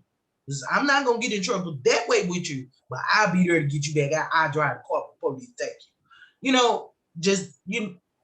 I think in this society, though, we have too many women that will smile in our face and then literally not even turn all the way backwards to frame. Some of them just look to the side. And when that happens to a young woman a few times too many, she decides that there is nobody out. If it, especially if it started with a family member, when we're hurt by a close female relative and then a close female friend that we've now essentially replaced our close relatives with, then that almost take every woman out of the equation. The next woman that could actually be genuine, we hesitate to share any realness with her. So she may just decide she don't want no fake friendship with you. But you on that side of, I'm not letting nobody else get that close. I'm not telling no other female for her to steal my man, or I'm not sharing my life with no other female for her to talk about me or steal my stuff or take my identity or whatever that girl did. But the truth of the matter is, a lot of the times we attract people based on where we at. So if we're in a troubled place, 9 times out of 10, our circle is troubled. If it's not one person in there that's solid that can elevate the rest of us, we either gonna stay where we at or we gonna sink deeper. So I think that's that tool that more young people need to get. You look for where you want to go, and then you connect with that person, even if it's just one person and you got these other people. Now you got that example to follow. Now you can ask those additional questions. Well, how do I go from here where I am to where I'm trying to go? Because a lot of the times that's the issue for a woman. I'm here, I'm overwhelmed, I've piled all this stuff on, but how do I change it? I know I need to change it, but how? Who can help me with the how to fix it? So it go back to that. I don't want to just be here to offer you comfort. I want to help you identify solutions. Because a lot of the times, and actually in the spirit, I learned before the problem got there, the solution had already arrived. So I'm learning to share that information with my female counterparts. Hey sis, if it's a problem somewhere close by you, is your solution. So breathe, cry, kick, punch. I agree with all of that. Express the feelings, because burying them cause cancer, diabetes, weight problems, heart issues. That's just manifestation of buried feelings that a lot of us are walking around. That's my thought. All right, Danny.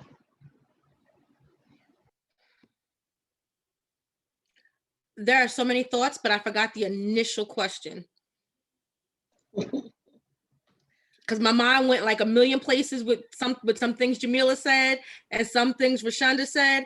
And I'm like, yeah, good points.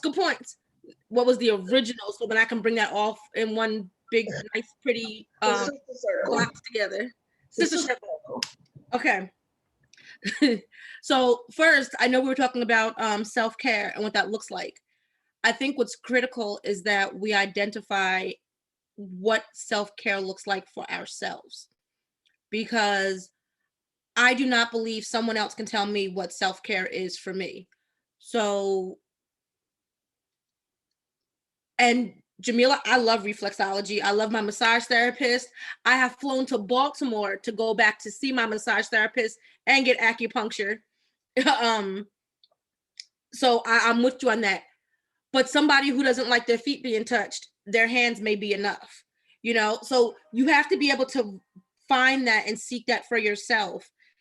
But we need to be that support for our sisters to say, okay, if you could do anything right now that can instantly give you a smile, what would it be?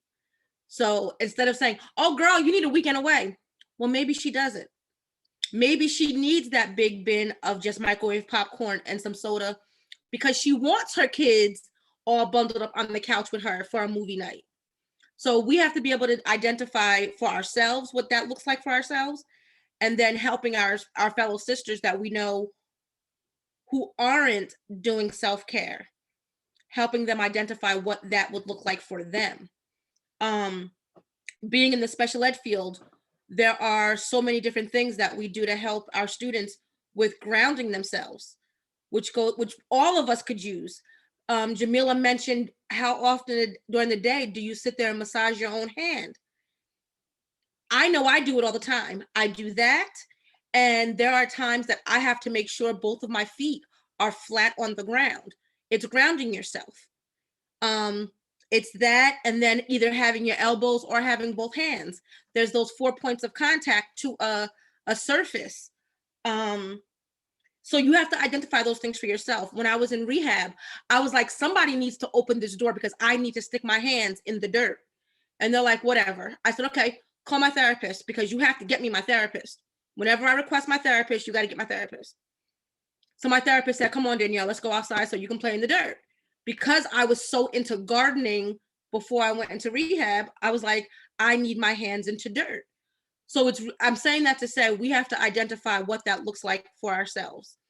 I have a plant on my desk right in front of me here. I have a plant in my classroom. So it's identifying those things, because in the middle of teaching, how can I do self-care if I'm having some kind of feelings or some kind of reliving some kind of feeling at that moment in the middle of the classroom? Guess what? I can walk past my desk and touch my plant. I can stop the whole class and everyone do the whole thing of massaging your own hands. So it's really identifying what's key and important for you and helping other people identify that for themselves. I think my sister circles, and I say circles because it's like the whole Olympics logo. There's different ones and some intertwine and some don't, so in my different things I'm involved in. So I have my sorority, but then I have in the sorority, then I have my online sisters, but then you have the ones that you talk to all the time. So those circles just start kind of overlapping different ways. I have people I work with, then there's people in the community and people at church, but people at church overlap with sorority sisters and things I do in the community. So it just depends. There's not one solid circle. There are several different circles, because if it goes back to what was said in the beginning, is that certain parts of me, I can only show parts of me in certain environments. I can't be 100% authentic in all environments. So my circles look like those different roles and the different faces of Danielle. And then just to even add on to that, I think it was Rashonda who mentioned it with her circle, and I'm not gonna even go into the name and do a plug or anything. With the nonprofit I have, part of that is helping mothers with self-care and identifying self-care, having me time, being able to support each other. So with all of that is being able to provide that to other people. And we may not be the best of friends, but we're a support for each other.